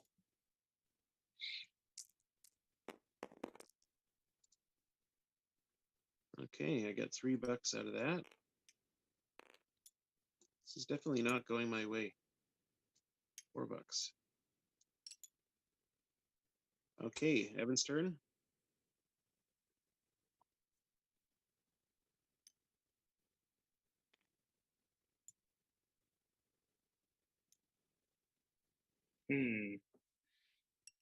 Interesting. Contract. There's got to be a rule. I need to add a rule about pissing off the designer. I think that's a good rule.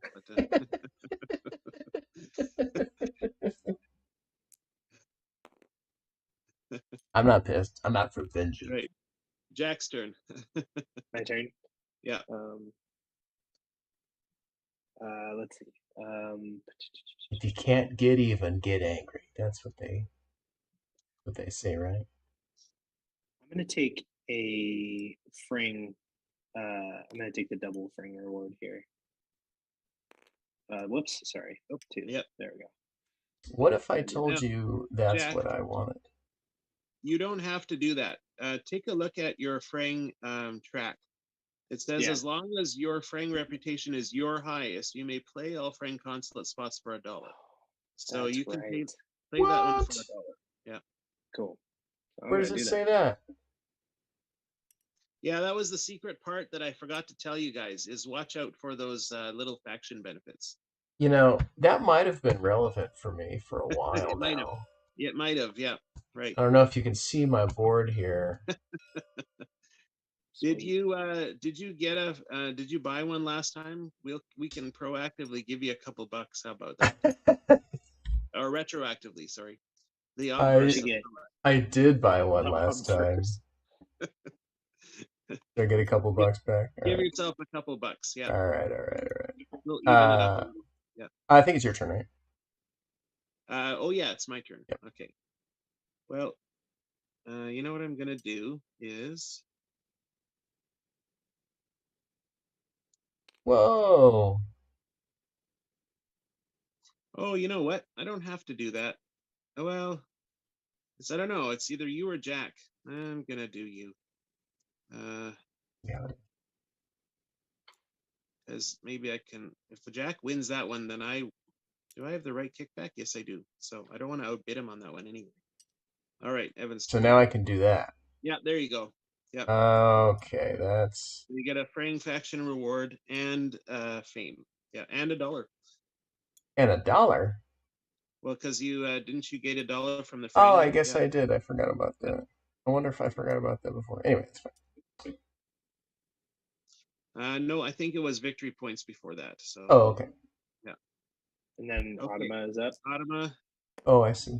On the 6, which is done. Goes on the 1. Ooh, sorry, so Jack. actually, Sorry, Jack. it's gonna outbid you on which one? On this one here. Oh, really? Wow, because it's higher paying. Oh, Yep. okay. But it's more expensive. Anyway, that's fine. No, it costs the Automa 2 in each case. Oh, in each case. I see. Because he was already there. Okay, I get it. That's right. I get it. Bummer. I'm gonna go to High stakes. There you High go. stakes. I'm gonna drown my sorrows in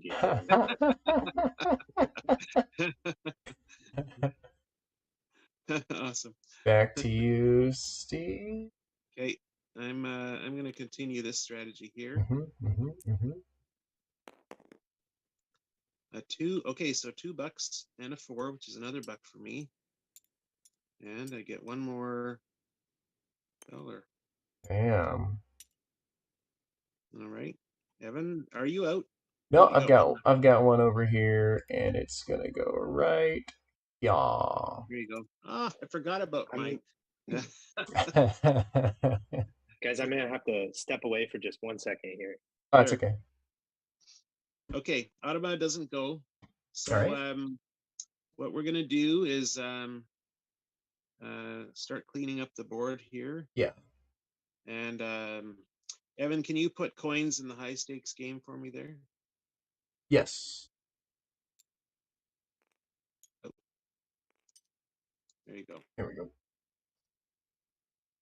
All right, now only Jack went in on that, eh? So yeah.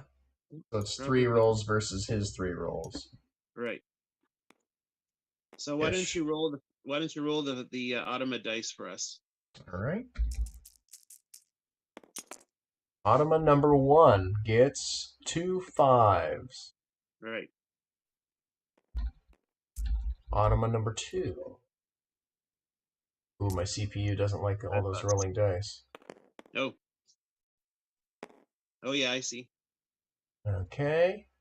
He gets a small straight. Right. Yeah. And 2 5s is the 2 thing to 5 beat. again. So that's a number to beat. Yeah. Yep. So I had it originally as kind of like pseudo poker rules on this, but that was Jack's suggestion to make it a little simpler, just because not everyone knows, what straights are and that kind of thing. So But I don't know. I find that I have to keep explaining what high roll is. Yeah. Yeah, you've got there's an over under on the people that will be confused that it's not like poker. Exactly. Yeah. Yeah. Yeah, it's an interesting conundrum. And so my guess is if you expect this to be played by gamers, they will be more familiar with poker scoring. Interesting. Yeah. But what if you have, let's say you had four of a kind, what does a straight beat that? You know what I mean? Like I play poker and I still have to look it up every time, right? Yeah. Um, mind you, that's just because I'm 50. But Yeah, yeah. I mean, if you did go with that, you might want to put a reference somewhere. sure, right. Yeah, okay. You could have a little call out table or something like that. Yeah. But then what does five of a kind do? What do you mean? Well, that's not a poker hand, right? I mean, close enough. Jack, it's your roll, and the number to beat is 2 5s. 2 5s. I Can, suspect you will Jack, do can it. you hear us?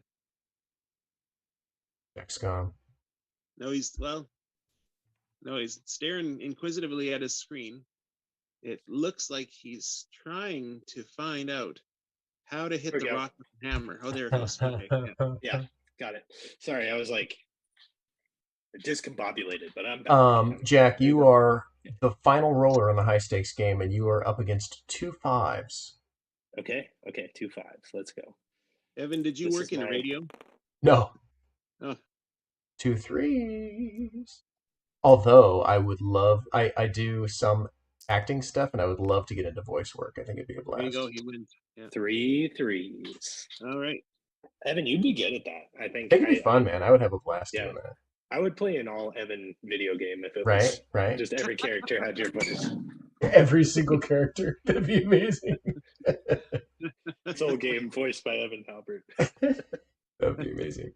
All right, video game Okay, cool. developers, Oh, come So get what, come what get do me. I win? What do I win there?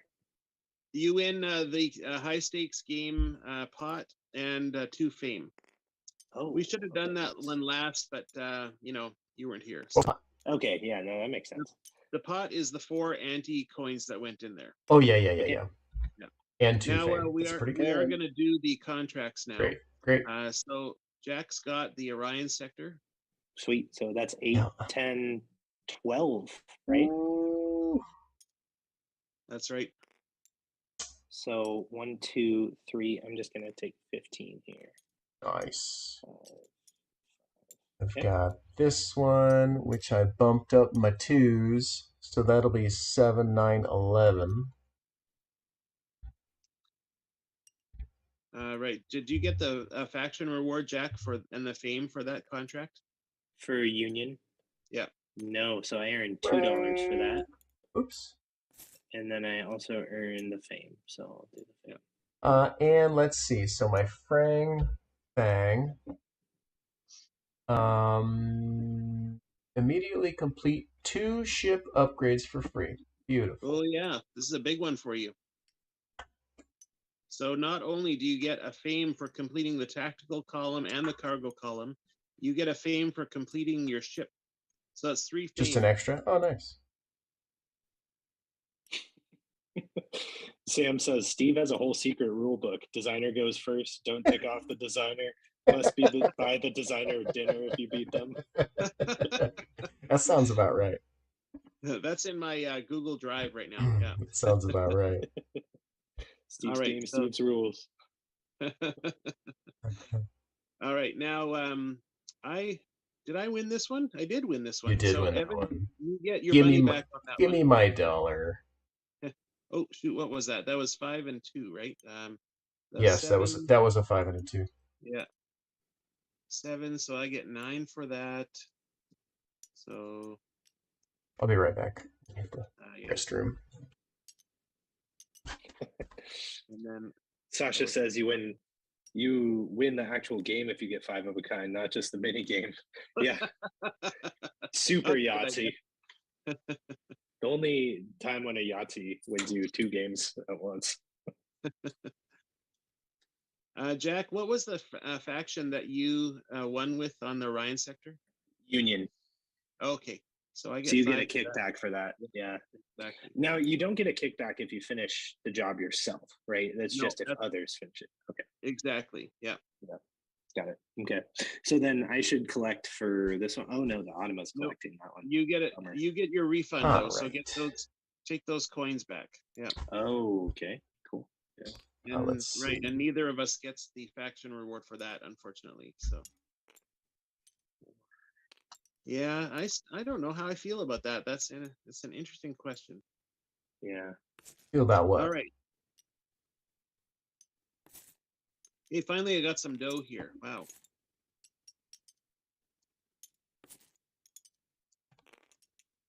Nice. It's funny that you can Okay. refer to money as both dough and bread. One is the precursor to the other after sticking it in an Yeah. oven. That was pretty funny. Hey, Jack, Yes. say most 10 times fast. Most. Fast. What do you put in a toaster? Bread. Damn it. Uh, Damn I it. just knew it was coming. I'm prepared for your dad jokes. No. right. Son of a. Right, so we're setting our purses now. Yeah, that's right. Okay, Now I don't know if you want to play. I don't know if you play to completion. Although Evan's pretty close to completing the fame track and taking away the game, but we can either pause here or continue. How long have we been playing? About an hour. A little over an hour. And then how much is left, do you think? I would say a round and a half, probably. So 2 rounds. Let's play one more round and see where we're at, and then. Sure. Okay, sounds good to me. Or Jack, are you feeling? Maybe we should end. How do you think? No, that sounds fine to me. I'm Okay, cool. happy to play more. Yeah. Cool. I'm going in with 10. Is anyone going in with less than 10? No. I'm going in with 10. Yeah. Okay, I've got 4 in the bank. I also have 4 in the bank. Jack, why do you have so much money? Yeah, that's right. So Jack goes first again, and Cool. Evan, I'll just roll against you here for who goes next. I roll wins. All right. So roll that die. Oh man. Okay. It's a walk-off. Do it again. Yeah. Yeah. Oh, sorry. I'm looking at my rules now. Least fame. Oh, that's me. So I go next. See how it is. I didn't win that one. Didn't win that one. What else can I come up with? Yeah. Oh, I've got less fame. Okay, let's do that one. You know, I was wondering where my son gets it, but now I know. I see how it is. Yeah, that's fine. Well, in my defense, it was written. So. And thus it was. Yeah, Sasha said if the Anima wasn't bidding there, Steve would have gotten a kickback. But because the Anima bid there, no kickbacks for anyone. And Jack tried getting the high bid there, but was outbid, but still didn't get a kickback. Interesting. Excellent. Right. No kickbacks. Get out of here. Yeah, well, okay. Yeah, that's the thinker. Yeah. Okay, let's put these up here. Okay, now because I had the least, but I had the least of everything overall, I go first, right? So I'm just going to start with this. And then Evan's next and Jack's last. I thought Jack was going first. Jack, you came in with 10, right? Yeah, 10. Okay. But he's got the most money in the bank, so he... Oh, he's going last. So you're first, I'm second, he's last. That's right, yeah. Cool. Okay, all right. As long as I'm before Jack, I'm good. So, well, do I want this? Let me see. What's going on down here? And licenses only matter when you complete contracts? Is that true? That's right, exactly. Okay. This is going to be a good round for me, though, I'll tell you right now. Is it? So we should not have played this final round. Yeah, that's right. You should not have. Yeah. Okay. All right. So Sasha's suggestion, because I asked what they think, they said just a kickback when there's more than an Anima bidding there. I see. So if there's a player bid, even if the player loses, the Anima would trigger the kickback then? Yeah. Because, well, the question is, what would happen if a player won, right? So if you got outbid on a job you were on that you would earn a kickback for, you would earn the kickback if it were a player, right? Right. So you should probably also earn a kickback if it's the Automa, so that it plays like a player, I think is the suggestion there. But maybe. Yeah. Or maybe the kickback should happen no matter what, but then it would happen automatically no matter, as long as you weren't the winner.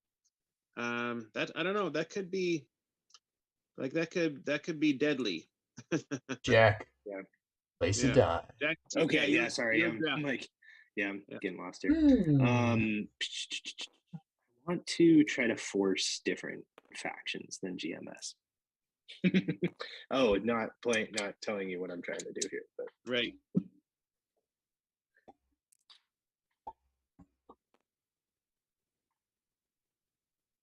Jack's turn. Yep. Is it? Okay. Wow. All right. I'm out to lunch apparently. There we go.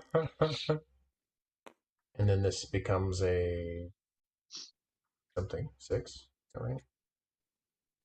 Oh yeah, flip it to the Oh, I see.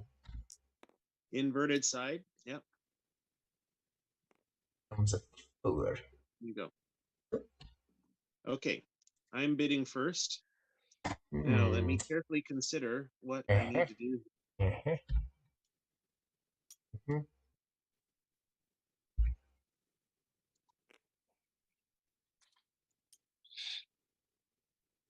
Oh, you know what? Actually, I'm going to do this. Nope. Yep. Nope. Yep. I'm taking a gamble. What is that? The belt. I'm buying a license. License. Interesting. Wow. Okay. I have a plan. Okay. Evan's turn. I have a plan. I always have. And it's included you, Jack. Is it a good plan? The whole time. It always has. All right. I'm gonna place. I don't know. I'm gonna try to win. I'm gonna do a salvadron. I haven't done one all game. I used to be in a hair metal cover band, and we did "Wanted, Dead or Alive," with Richie Sambora doing the backup vocals for old John Bon. Jovi. Oh yeah, 4. So that's a 4. That was a 4, not a right. It was kind of pipped. Should I roll it again? Sure, roll it again. It was pipped. Okay, what was the thing? Well, just when my bassist was like, "Wait, you want me to sing that?" I was like, "It was always you. It was always you. You were meant to do this." And he sounded great. Jack, that's $4 because you can't use the 3 or the 4. So, yeah. Okay. And don't forget your GMS reward. Yep. Yeah, of course. Okay, cool. That's proven to be the trickiest part of this game, is remembering all the rewards that you get, but it's also, I mean, that's the core of the game. Don't know how to solve that problem. Okay, Automa turn, right? Could be. 2. Thank goodness. Odd jobs. Odd jobs. Nobody likes an odd job. Oh. Now I'm executing my plan. Execution mode here. Okay. Oh, he's trying super hard for that belt. What? Interesting. Inacceptable. Now, who just played on the Frang there? I did. Should I not have? Well, because it only costs you 1, choose the search and rescue. Oh, no, I'm good. All right. Yeah, okay. You don't want to take more reward? Maybe I'll do more. Maybe I'll do more later. It only costs you 1 for all of those spots because the Frang is your highest faction reputation right now. Yeah. Okay. So you just don't want the fame. I see. All yep. right. All right. Oh, did Jack? Oh, Jack's turn. I didn't go. I was confused by Evan's move and trying to figure out why. Why would you do that? I would do Idiot. Idiot. He read the appendix. Yeah. Flippin' idiot. So, Luckily, I still have my appendix. all right, Jack, did you take your 2 faction rewards there? Yeah, I did. Okay. Freaking idiot. Ottawa's going to go there. Nice. Okay, now I got to be careful. I'm going to complete this because why not? And that's going to give me 10 plus 2. So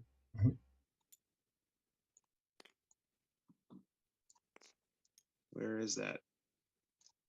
Oh, I get $3 as well. $3. I want my $2. Womp. Oh, you know what? My plan has a flaw. Womp. Womp. The flaw is that the Automa could outbid you. Well, no, the flaw is that I should have. Yeah. Yeah, it's your turn. Okay. Yeah, Okay, we'll see I'm if gonna it take was a this. true flaw. There you go. Finish my union contract. $5 and a union reward. Yeah. Union reward, which gets me $3, which also gets me whatever the union benefit is, which I think is completing a license. I believe it is. Oh, nice. Which licenses are for jobs you finish. Correct. That's Yes. correct. So I'm gonna do it in Gamma sector. Interesting. Gamma. Ooh, now we know where he's going. You never know. All right. You never know. Automa does a 3. Oh, move over. Too many dice. Oh. Yeah, there you go. Thank you. Okay, I'm going all in on this.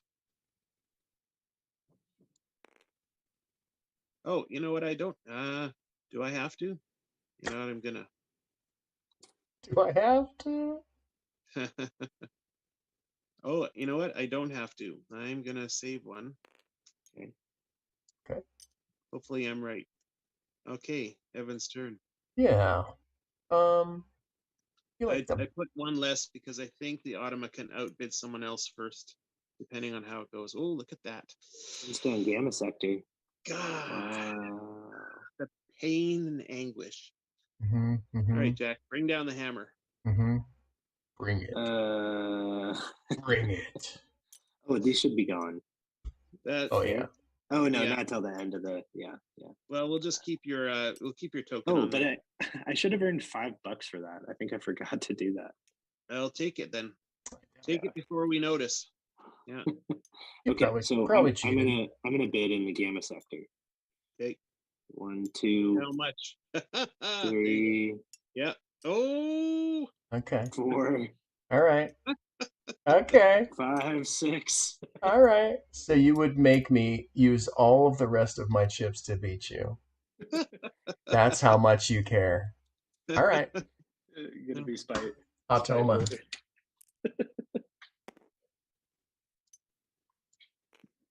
See how it is. I got 1 left, and I'm gonna do the high stakes game for that one. Yeah. Okay. I will. Oh man. What? Evan's still got a stack. I still got it. Oh yeah, I do. Back to the Automa. Right. Oh yeah. Yep, let's see what it does. He's gonna do that. It's gonna go to the 2. Here we go. Okay. All right, your turn. I believe it's your turn. Oh, I'm out. Oh, you're out. Great. I believe it's my turn.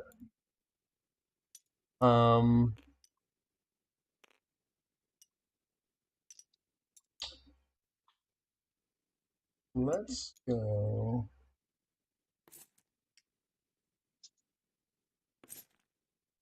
So the only thing left is Hangar Bay, which I don't need any parts, and getting extra parts doesn't do me any good. The Salvage Run, which I don't need any parts, and getting extra parts isn't that good. You should complete your union contract. I should. I'm gonna do this. I'm gonna do this instead, and hope for some sixes. All right, there you go. Roll 3 dice. Give me some sixes. Interesting. There we go. There's one. So that's So, $2 and a 6, right? Or $3 and a 6. $3 and a 6, exactly. All right. You guys are smart. Did you know that? 2, Thanks. 3, Thanks, and one of these. Cool. And Don't forget the GMS contract or the GMS reward for and a doing salvage runs. GMS. Yeah. All right, which gets me $1. And then it's Automa. Cool. All right, goes to the 4. All right, Evan.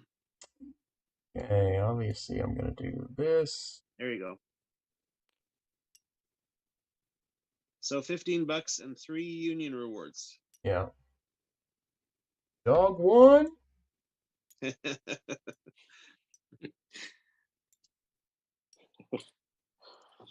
One. Hot dog. Such a simple spaceship design. 2, 3.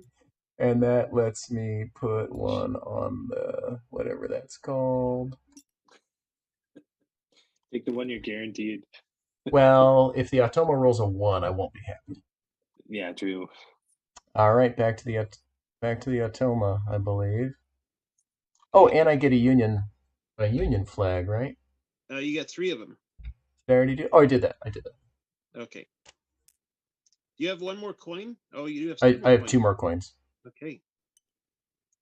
Okay, salvage run's done.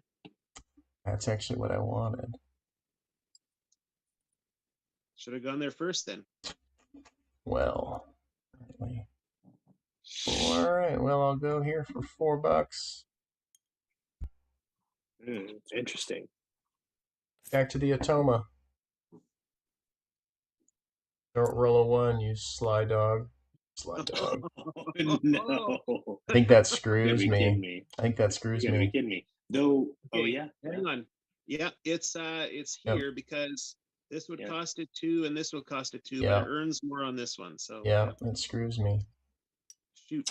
Don't love that. Well, All right. So be I it. don't think it's not the worst thing for the game though, because I think you're leading. Yeah, right. All right. Okay, so purse. That's right. This is the last round, right? Yeah. Yeah, great. So Well, why don't you? So everyone should just bank everything that they can. yeah. Okay, and then we'll just count up our points. Yeah. Okay. Well, and we'll score the board. Oh yeah, we Oh, have yeah. to do that. All right, we got to do that. Shoot. Yeah. Getting ahead of ourselves here. Okay, let's do the contracts quickly then. So, Yeah. Evan, you get your refund on that one. Yeah, great. I get 6 plus. So that's 8 for me. And okay, so now I did this on purpose here because I get. What was double that faction? That's, What was that faction in ORA? That was 5, I want to say. Oh, okay. Okay, I don't have a kickback there, so. And then you move up on your fame. Do you have a GMS kickback though? No, yeah, I do. Okay, so I just won that one, so you get $5 for that. Sweet. And I'll just go ahead and bank that. And I got my 8 already because that was a 2. Man, I've been slacking on the ship upgrades. Tell ya. Okay, who won this one? I think it was me. So I get 4. I get my $1. So 5, 6, 7, 8, 9. So I get 9 base plus I get the license. So what's that worth? More fame. I bought a license for the belt too. So fame is an extra faction reward for that contract. Yeah. Okay. So 9. That's gonna earn me. I'm just gonna bank 2 here. Whoops. Whoa. Because that would put me at 10. I increase that. Then my faction rewards. What was the faction there? It's GMS. That's right. Okay, GMS. And don't forget your fame. Yep. Right. Yep. So you get Yeah, I added it. Good. Okay. And I just banked the money and just added it to the bank track since we're at the end. Great. Okay.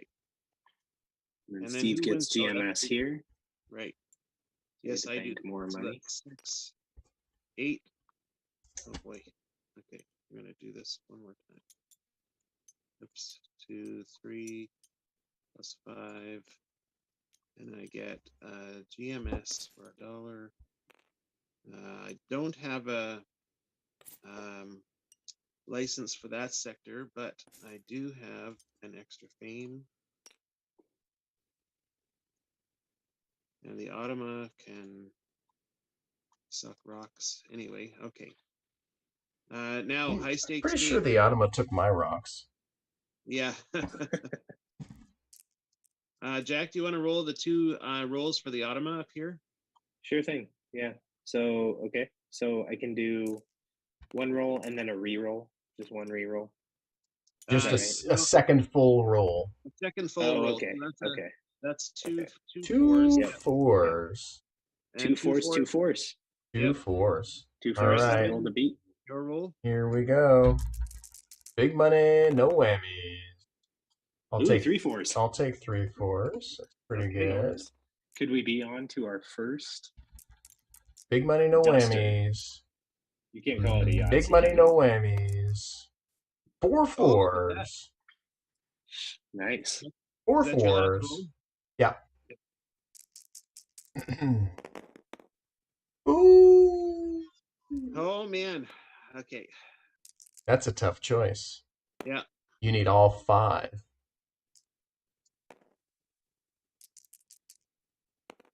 Yeah, true. Oh no. That one looked like Man. it was going to be a 2. When you want to be playing poker rules, full house. Yeah. That's right. So So take this $4. I take that $4. Yep. Zoink.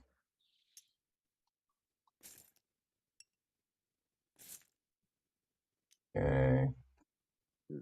And then I get 2 stars. Okay. All right. And then what? Okay. So yeah. scoring. Right. So basically, you go through each of the tracks and all of the leaf icons and the numbers, add them up. Simple as that.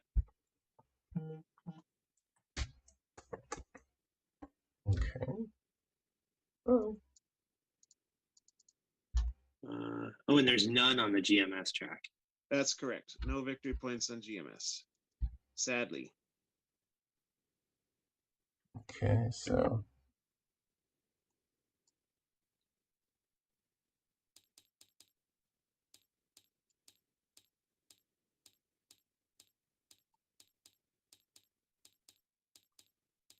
That's a big old 26 for me. oh, I don't think I counted my bank. Oh, yeah. All Because right. of the way, yeah. Evans. Did I do it Evans right? the runaway winner here. Did I do it right? Let's see. You got 9. You got 11 on that track. Well, 12, 13, 14, 15. And then this is 31. So what's 15 plus 31? That the end of that fame 46, track really yeah. announced you Yeah, ahead. 46. Yeah. Plus, I think you Well, got the big. Oh, no. Here's the big thing, though, Steve. When you added my missing kickbacks, that was another 55. Plus, I had 10 more. I'm still not within striking distance, but I am at 41. I think those kickbacks were dollars, not victory points. Yeah, right. Oh, Very good. Yeah, that's All right. true. I would only get like 3 more points. Yeah. Well, actually, no. I would have gotten 6 more points because presumably I would have banked $15. So that would put me at 32. Right. All right. But yeah, so I don't know. Okay. Cool. That's it. Sweet. We finished. And Yes, then We did it. theoretically, the ending of the game would have been when I pegged this out. exactly. That's Okay. right. Yeah. So next round. Okay. Okay. Cool. Yeah. Let's see. Evan, do you want to start with feedback or should I? Either way. Um, I'll go first, Steve. Okay. I like so presumably so this game is designed to be basically you print out player sheets for the number of players you want to play with, the main board and the reference board. So 3 sheets of paper, and then you play with components from home, right? That's right. Dice, coins. That's right. Yeah, Sweet. if you have everyone needs some sort of counters to identify who they are as a player. Yeah. You don't need as many as we've been using, because on the player board you'll be marking it off with a pencil or pen, right? Yeah. But Okay. you still need to track your. So there's you'll need buttons or cubes or something, right? And they have to be distinct. Yeah. Yeah. Sweet. I love that. I love the theme. The actions feel very thematic and very tied into the theme. So, though there are a number of things to learn and to teach, like what the different placements do, which is always the case with a worker placement game, the theme actually makes them easy to learn to do. I think they're fairly intuitive when you get a little bit of the backstory from the theme, like, oh, the union is sort of government, so you're bidding on government jobs or whatever. I like the bidding mechanic. That's a really interesting piece. I like the AI component. My constructive point on it is just to make it play more like a player and to just make it consistent with player rules. So you don't have any rules exceptions around the AI that apply only to the AI. I would just go through and look at what are the things that the AI does and like what would be the resolution if it were a player, and just make them the same. So like a good example is Sasha's point about the kickback payouts. Like if you bid on it and it beats you, then you would earn a kickback reward there. So that makes sense. It's a good idea. Yeah. Yeah, I like the placement of it. Let's see. I think a couple. I wonder, there was one time when you and Evan rolled off for player order, Yeah. and I was just wondering if there should be a like first player token. There is a first player rule that's not rolling off that he remembered after I won the roll. Oh yeah, it's wealth, right? Okay, so never mind that. Let's No, cross that one right but off. having said that, it could result in a roll off. In this case, I had less fame, so therefore I would have gone first. But after that point, it would require a roll off. But the first player token is really the player order spot in the center there where we line up our tokens, right? Do you think that's not efficient there? Yeah. If No, that makes sense. Okay. Yeah, no, that both of those things work just fine. I think it was just a roll off that I was like, maybe we could resolve that differently or something. Right. Underutilized things in the game, licenses, stash, and security were the 3. Security nobody took at all. True. That's true. Yeah, I just wonder, the bribe I see the point of. I probably could have paid a bribe to beat Evan rather than put all my chips there. What was the bribe? You can win a contract uncontested. Oh. So really? You're right, Jack. That would have been a smarter strategy. Except that I was already in the Port Authority that round. That's right. Okay. Yeah. Bribe. How do you know what bribe does? It's in the rules. Okay. But we just talked about it at the beginning. But it should be up here, right? Well, it's so I put that on the cheat sheet down below where it mentions what a bribe does. Yeah. Yeah. So put it up. So put it up here. Yeah. Put it up there, you said? Yeah. Okay. Where it's relevant. Interesting. Yeah. Right? Yeah, maybe icons for these things, Steve, like small ones, could be used where they apply.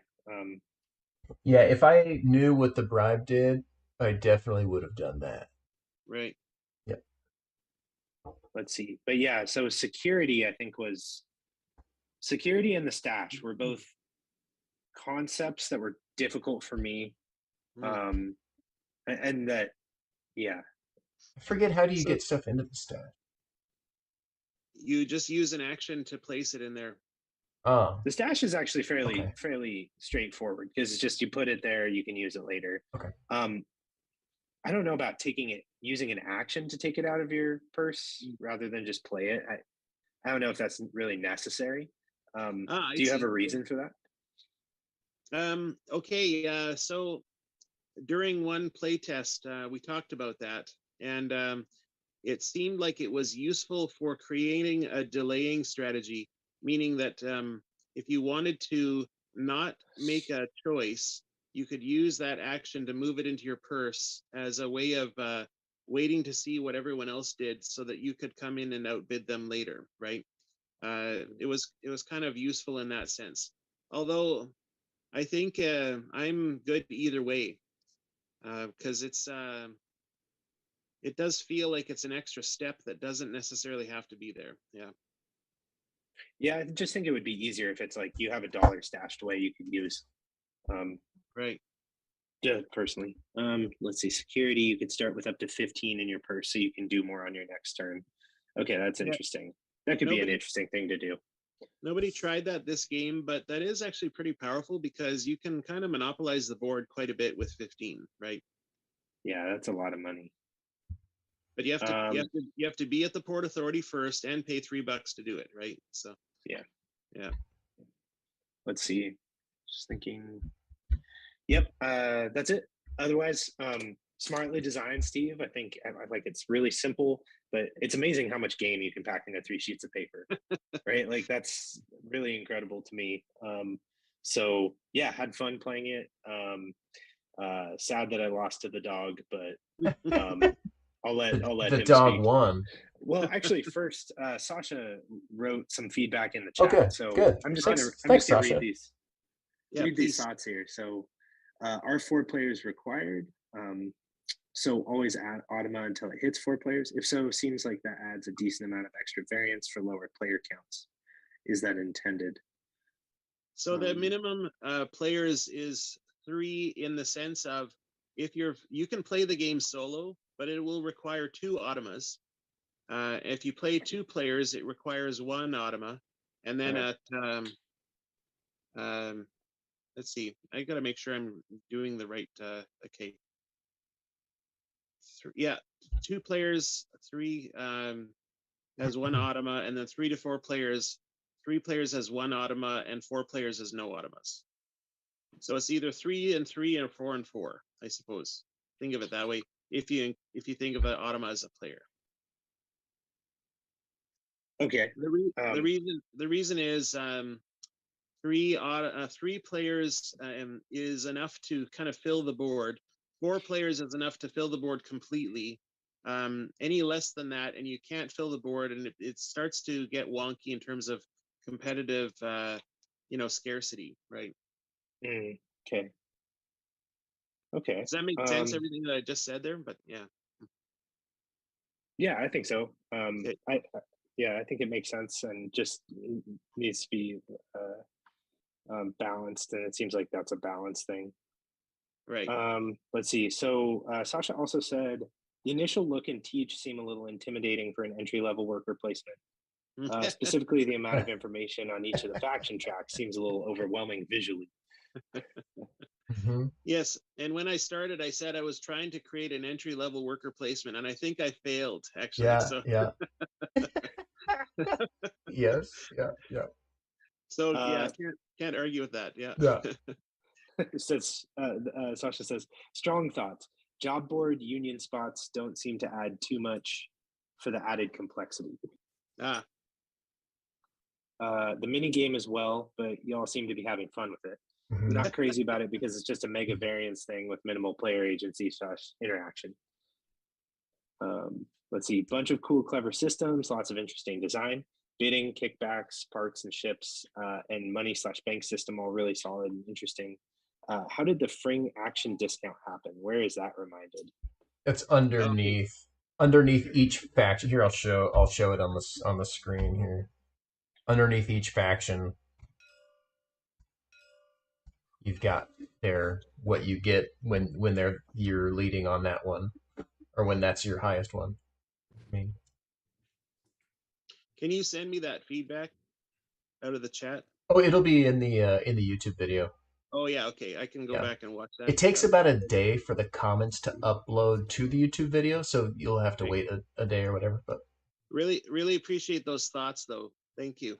yeah, thanks, Sasha. So, I don't know if you guys have met Sasha, but he lives in Portland, and we've got together and done some playtesting Awesome. before. He's great to have around and get thoughts from. So thanks for coming on and doing that, Sasha. That's awesome. Mhm. Oh, did he have more? All right. Hello? Oh, okay.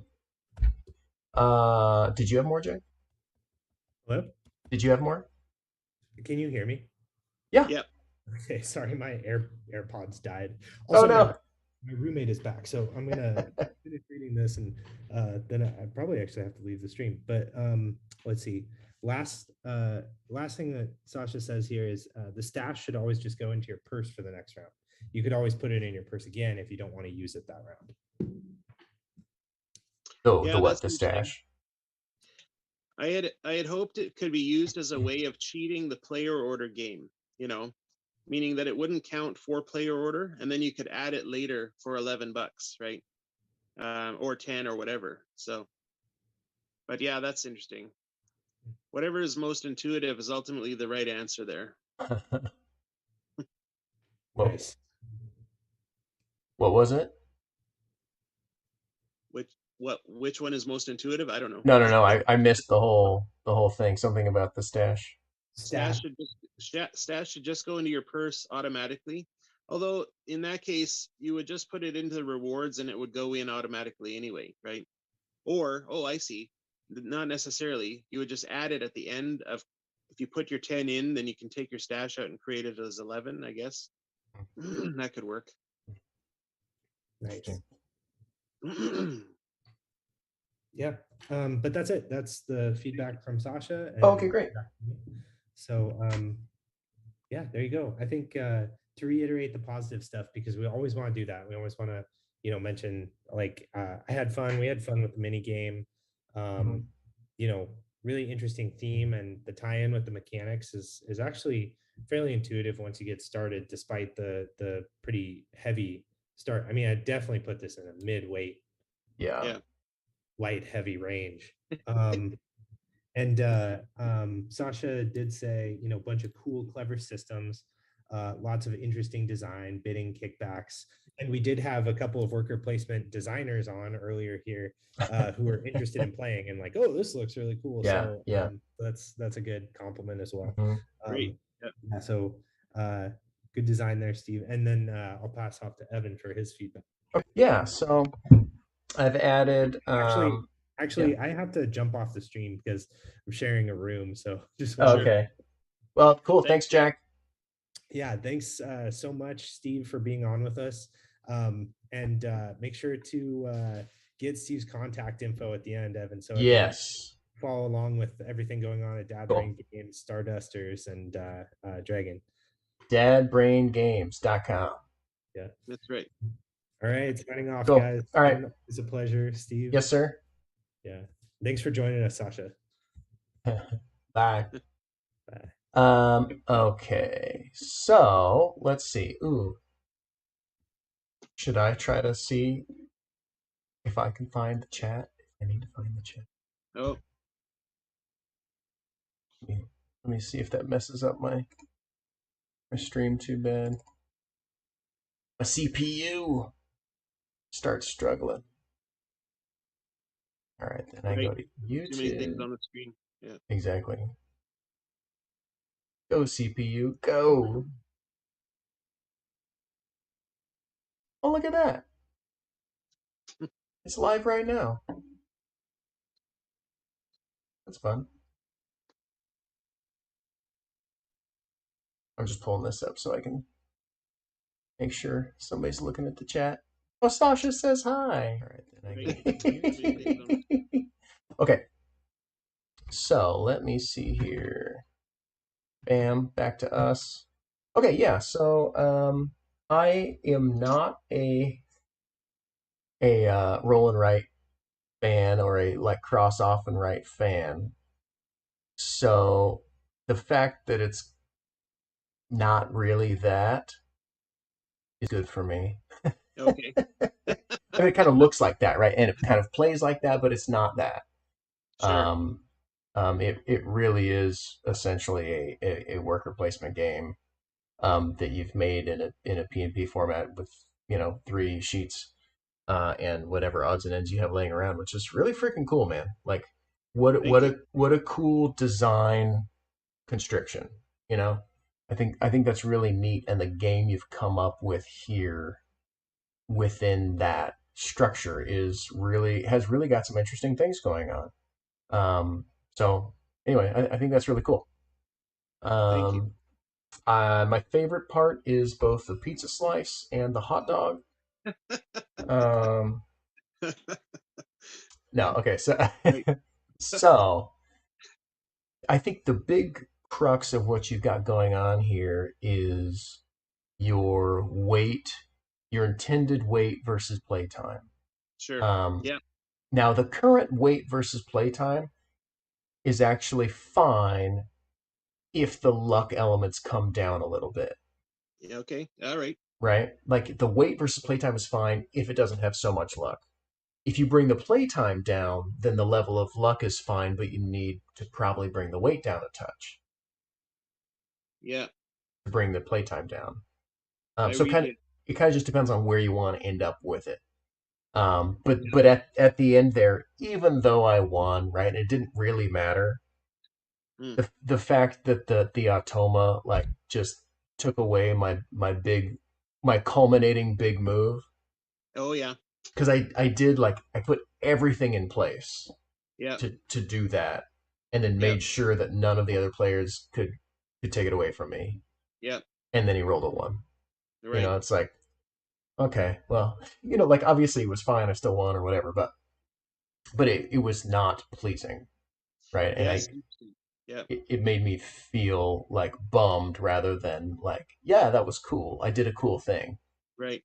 It's like, The, ooh, my cool thing at the end of an hour and a half of yeah. playing got Right. negated You put the by, pieces into yeah, place and yeah.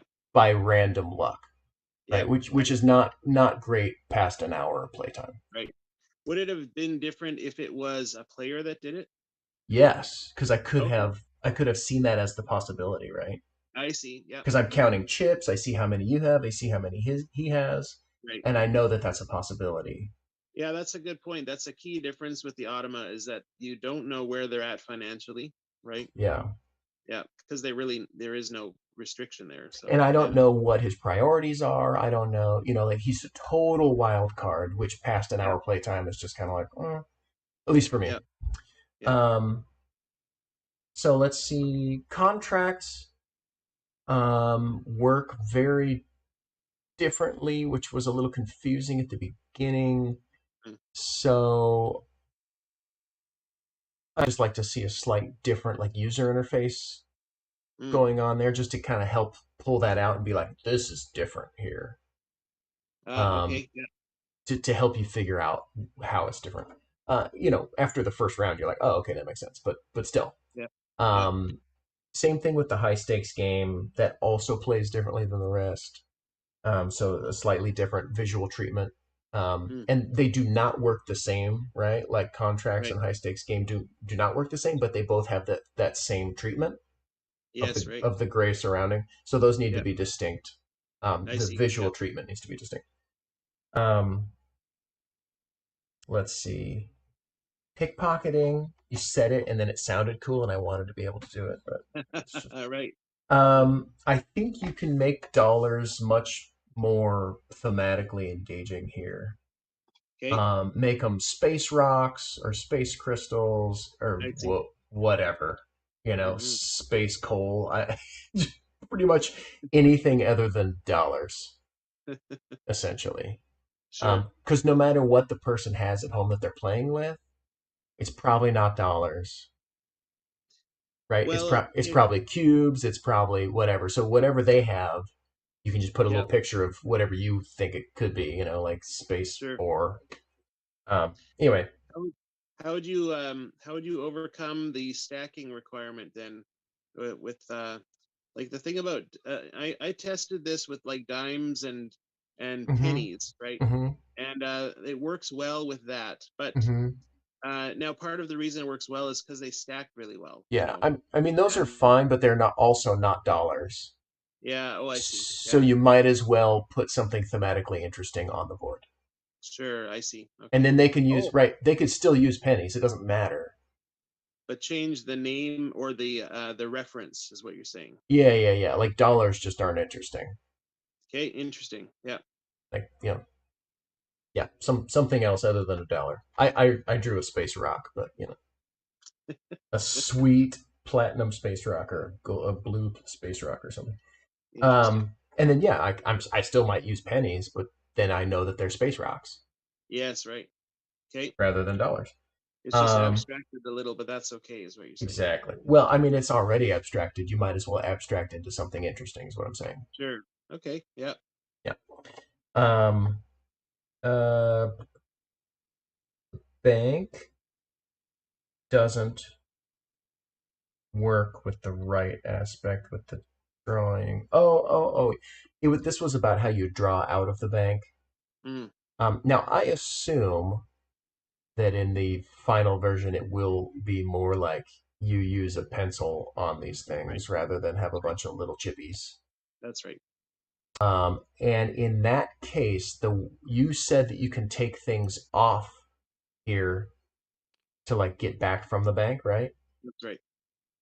So when you're writing down with pencil, you don't want or pen, you don't uncheck a mark. You have to then blank it out, and then it loses its value at the end. Right. Okay, you could do that, sure. Okay, I was just gonna say like you need to do something with it where Yeah. assume So erasing isn't an option. yeah, that's right. So a game I played recently, Dinosaur Island Roar and Write, I haven't played it. has that. Have you played it? I have not. Oh, I okay. I actively avoid most Roman rings. Sure, yeah, okay. But they have a clever system there of using, like they have a currency model there, um, like a bank, and you fill it with a circle and then draw it out with an X, and then the Okay, X can't ever be reused again. That was kind of what I was thinking in this case, but yeah, yeah, fair that would enough. work. Yeah, pretty much any system as long as you don't have to erase. Right, exactly. Yeah. Um, Okay. the licenses were dramatically underused, Mhm. as was, this Jack said this, as was the stash, as was one other thing that I forgot to write down. Bribe And security.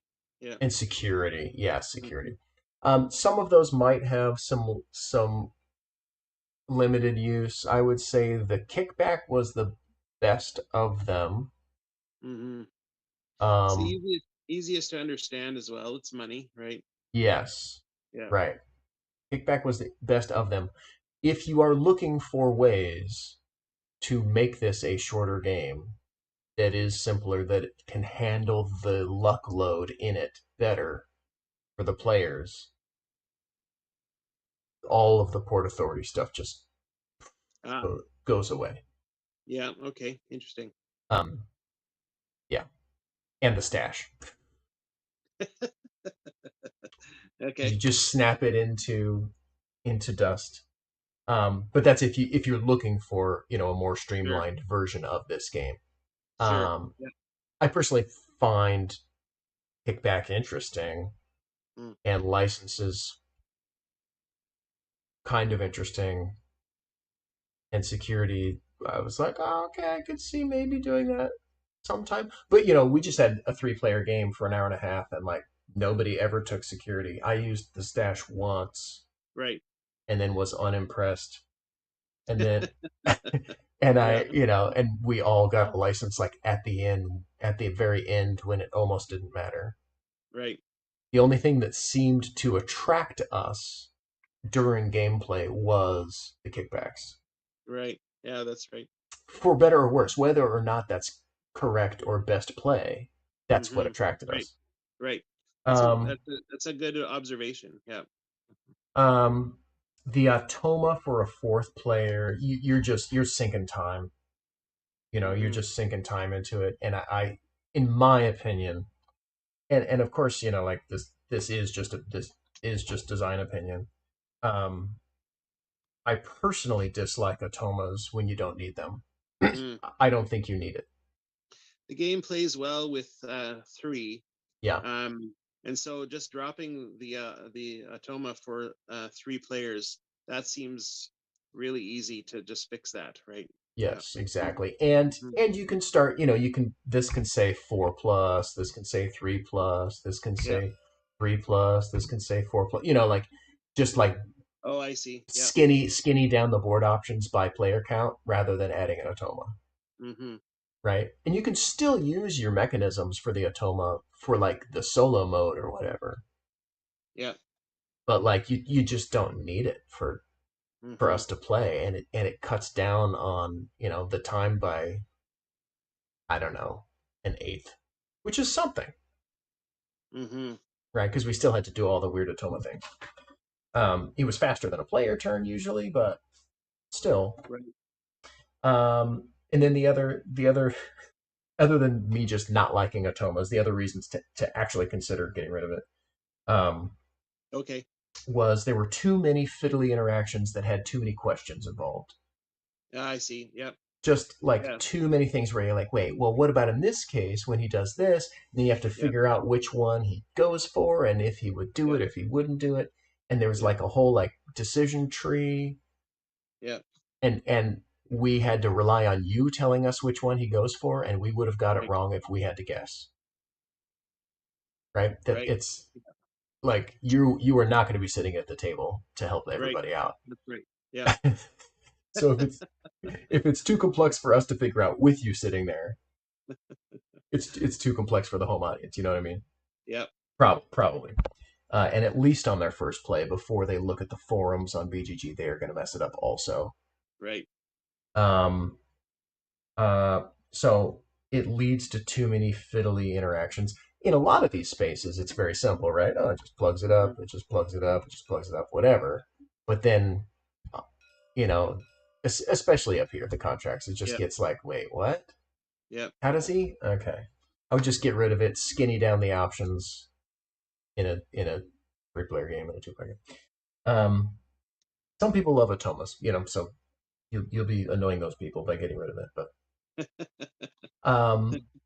the other thing about the Atoma was I already said it. Like I lost my contract. I planned my whole turn around getting that contract, and then he rolled a 1, Yep. and I was like, well, okay. It just that was not the fun kind of luck, Right. right? Whereas the high stakes game is the fun kind of luck. Sure. Um, it Because it's is. deliberate, right? You're intentionally going in knowing that you're Yes. going to have a chance, right? Yes. Mm-hmm. And I really actually enjoyed that, even though it is like, like Sasha said, it is a totally separate, weird little thing. But I actually really enjoyed that. Yeah. Fair Um, enough. and in that particular case, the Atoma does make sense, but you don't need a whole Atoma system. No, you're right. That's Yeah. just on the high stakes game. You say Yeah. for every blank spot, you roll the dice once, and then that's what you're playing against. Right. Super easy, right? Mm-hmm. You don't need the whole rest of the Atoma system. But that's, biased by my opinion on Atomas generally. Right. Right. Um, let's see. Player markers. Oh, yeah. That one got kind of weird because sometimes you put them down and sometimes you don't. Oh yeah. Yeah. And it's not very consistent with visual treatments. You just have to make sure that you're doing separate visual treatments and let people know, hey, you need to place Right. an identifying marker here. Yeah. Yeah. Yes. Um, Fair enough. There's only 3 spots for it, but right. I've seen as soon as a new player comes in, they tend to want to put the player marker wherever they go. Yes. And And that makes total sense. there's nothing wrong with that. It's Yeah. just redundant, in many Right. cases. Yeah. Yeah. Yeah. So, like it's not really causing a problem, Right. but I would definitely work towards visually letting people know where they do need to track that and not. Okay. Because eventually you figure it out. You're like, oh, it actually doesn't matter here. But you Right. have to wait to see how the thing works before you see that it doesn't matter. Right. Um, high stakes. Yeah. Punish Jack is always the correct answer. Um, Another thing with cutting, if you're looking to cut down playtime, is player order. I would just lose it. Sure. Okay. It would just be who put the least in the purse. Okay, that person goes first, and then you go clockwise. Right. Now, how do you do a tiebreaker in that case, though? Um, I don't care what Yeah. whatever seems good. The typical manner, especially for this type of game, is really just to rotate player order, and Right. maybe that's fine because part of what player order affects is that you can get the space that you want first if there's something that you really feel like you Yeah. have to have. Hmm. Now here's a question though: are there any places here like is that important enough that it should affect player order? Right? I'm starting to believe that it's not important, but Player order. yeah, I mean, you did the thing where the person that put the least into the purse, gets to go yeah. first. I do think that's interesting. If there's an interesting trade-off there, I never chose it, so to me, it wasn't ever worth it. But I could see it at some point being worth it. Well, it's like I said, it would only really matter if there was a specific space that you wanted to Right. use first, eliminate the chance that there would be someone who would scoop it on you, right? Yeah. Um, Right. but you know what? If that went away, I don't think that that would really break the game. It would just mean that you would have to plan around that somehow, Hmm. and if you knew who was next in player order, Yeah. like maybe you get the token next, you can plan around that, right? Yeah. Um, I think it's just a function of like how smoothly and quickly do you sure. want the game to go. Yeah. Is that choice of going first for having less in your purse interesting? It might be. Yeah. Is it worth the extra fiddling and time and like bouncing? Yeah. You goes like this. Yeah. Yeah. Because anything you do other than clockwise immediately slows down the game. There you go. Yeah. Because somebody's like, wait, it's whose turn is that? Yeah. Oh, okay. Like like that happens every round. Yeah. Um, And that now that was I mean we attempted to solve that with the player order marker spot, but you're yeah. right. If you still have to refer to it, right? It's Yes. and that's And you know that's I'm not against player orders like this that are not clockwise. It just has to be worth it, sure, right. hmm time wise and gameplay wise. That's a great point. Yeah. Um, let's see. Odd jobs. I mean, I went there because I had a couple extra bucks in the very last round of the game. Mm-hmm. Who else went there? Yeah, right. Good question. Hmm. The Atoma, because he had the poor fortune of rolling it, right? Right. So, like, that gives you a pretty good clue of some snips you can snip out uh, if Yeah. you're looking to chop down the weight and the options of the game a little bit. Sure. Yeah. Um, let's see. One roll. Yes. Wait. Okay. And then let me look at one other thing here. Let's see. Dismiss. Oh yeah. Sasha says it was a bit frozen while I alt tabbed or what else, but seems fine now. Yeah, my CPU was struggling. Oh. Sneaky Brick Games says I'm throwing down dollars, so he's into it. Trevor says he loves it. Hi Trevor. He's off work now. Nice. Sasha says, yeah, try to use the Atoma as little as possible. The amount it's involved seems like the Atoma is a key aspect, but doesn't really have much theme around it. Right. But also good stuff again. Love the nuance of the dice drafting, the bidding, and the bank. Awesome. Cool. And then let me add one more tab to my CPU and see if we can get away with it. And I just kind of want to review. So you've got meaningful action the weight of the game versus the mental overhead. I don't think you're super off on this. Like I think I, for the most part, had meaningful actions.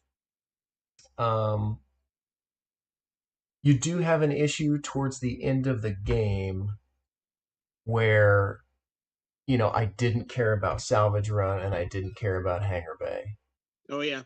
right? Like that cut off a quarter of the board for me. I was like, oh, Oh yeah. these are full.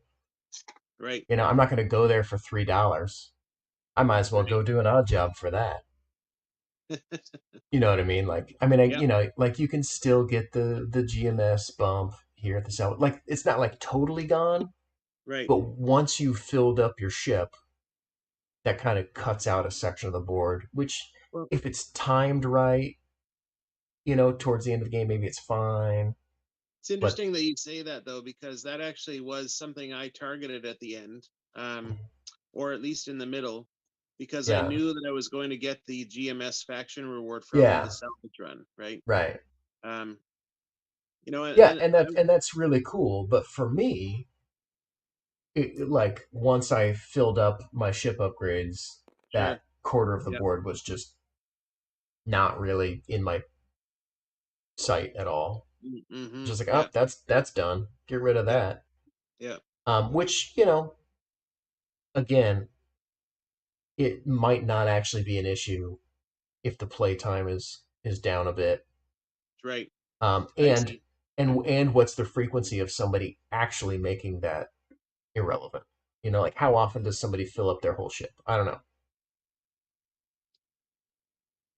Right. That's a good question.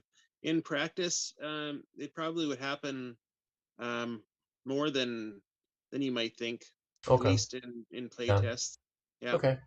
But Well, then that, that might be a concern to look at. Then is yeah, what things turn off partway through the game once you fill up those right, tracks. right. You Yeah, know, and like maybe or you could just say once you fill up any track, the game ends, and that could include ship upgrades, oh, interesting. Yeah, right? And then it's not a concern. right. But whatever. Um, that's just a possible issue. Perceived value, production versus your target audience. You have zero issues there, right? It's 3 sheets of paper they can print out and get some pennies and dimes and play. Um, Not a problem at all. This is super high value Mm, for the production cost, right? Like this is like you've got a full blown game here for printing out a few sheets of paper. right. So that's awesome. That's Um, great. Zing factor. That's pretty tough. And by zing factor, I'm talking about like table presence, cool little things that are unique about the game. Mm-hmm. Um, and you don't have much zing factor, but that's okay. It's a print and play, right? And that, Something that something that could help would be expanding the art on the media. You know, like yeah, sure. adding a color version. You know, that's A pretty color popular. option. Yeah, Yeah. Yeah, you could yeah, do that, and that would be cool. But really for a print and play, you're not really looking for zing. right, You're not looking for a sweet, card tower or right, a plastic giblet. Like you don't need, you know what I mean? Like it's a print and play game. You don't need that stuff. You don't really need the zing factor. Um, for you, the zing factor is, hey, this is a real game that you just printed out on 3 sheets of paper. right.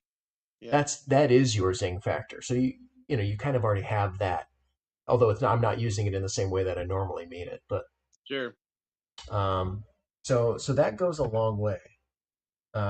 Lost opportunities. What's not quite doing what it feels like it should. I think we've already kind of covered that. There's a Sure. several groups of items that kind of none of us were really that engaged with, Mm-hmm. or that didn't get used very much. And you just have to, as you play test, identify like, was that just a weird one off with us? Right. And everybody else uses it all the time, and we're weirdos, or like, is that a very consistent finding? And then be like, Yeah, okay, maybe that's that's maybe, fair. maybe I should find Yeah, a different way of solving that problem. Right. Like the job board, maybe you just need a different way of being like, well, I can't do anything else. Right. What should I do in that case? But um, yeah, yeah, I think that's all I've got. Overall, is this your first design ever? Not ever. Just first design that's reached this level of playtesting. Yeah. Yeah, this is pretty well like designed and iterated. Like Thank you. you've taken it a decent ways. Um, Pretty impressive. Thank you. Yeah, I like the interactions, and I think most people who play this type of game will really like these interactions where you have these thresholds Sure. of stacking bonuses and unlocking abilities and all that kind of stuff Hmm. that people would kind of expect with a game like this, and be very pleasantly rewarded for that expectation. So I think Right. you're solidly in the wheelhouse as far as your target audience, assuming you're not going for a learn how to worker place family game, right? Well, in a way, I might have to allow this one to be what it is and start from scratch on that. So yeah.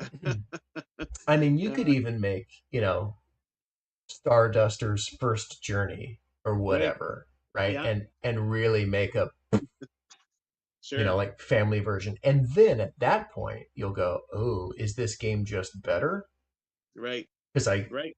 because I hacked off all the corners, Oh is man, this just a better game, that's or probably is it a different game and it's great right. to have both, right? That's right. Yeah, interesting. I'm also thinking too, though, like what is the target market for this game? And part of me thinks that it's not a family game anyway. You know what I mean? Right. Which is again what I set out to make, but the type of person that's into this, especially with the kind of blatant sci-fi references Yeah. and the fact that it's print and play means that the most players are going to be engaged enough to want to have to go through the steps of printing it to play it.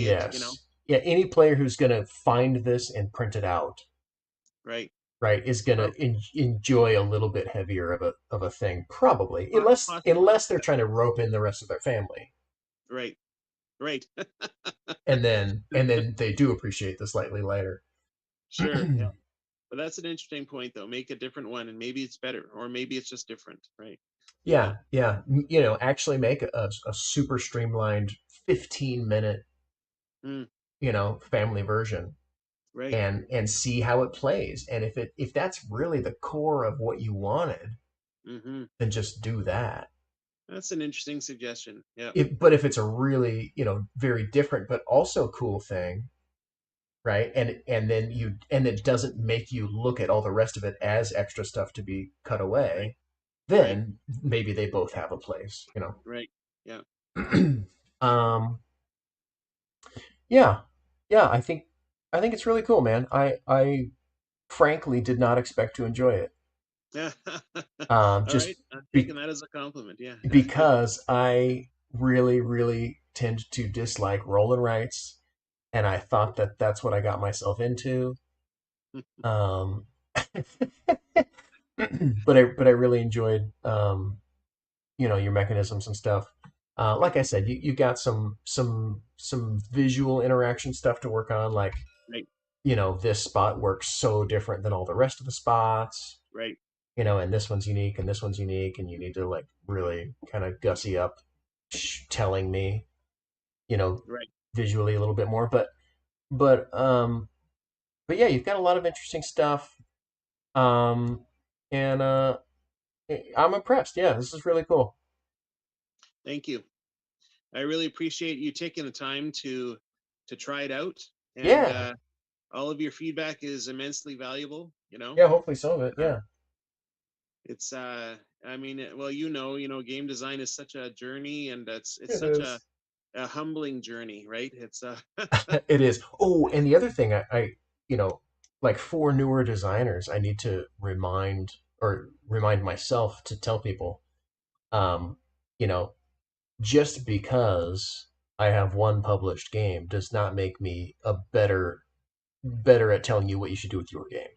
Sure. So like everything I just said was totally an opinion, Right. right? And if it doesn't fit your vision for your game, like Right. don't do it. Yeah. You know what I Yeah. mean? Like really opinions are like, everybody's got them, it's like, Sure. so Yeah. take take the consistent feedback that you find, whether it was from me or Jack or whoever else you've playtested it with, and when you see those patterns, Right. then you need to act on that That's great advice. Yep. rather than just be like, oh, well, Evan said I need to cut this out. Just Right. doesn't necessarily mean you need to. You know what I mean? Maybe everybody else loves the Atoma. I don't know. And then you'd want to keep it because you want to keep things people love usually, generally. Awesome. Yeah. But cool, man. Yeah, Great. thanks for jumping on kind of last minute. It was great to meet you and chat with you and play your game. Like I said, I genuinely really enjoyed it. Appreciate that. Yep. Appreciate that a lot. And yeah. Oh, let's do our outro. I've Oh, yeah. been Evan Halbert with Playtest This. We are here with. How do people get a hold of you? Okay. Steve at dadbraingames.com Mhm. or Facebook. What is our Facebook handle? Can't remember now. www.dadbraingames.com. You'll find a link to our Facebook on the website. Yeah. And we have been playing Stardusters, Fame and Fortune. There you And go. that was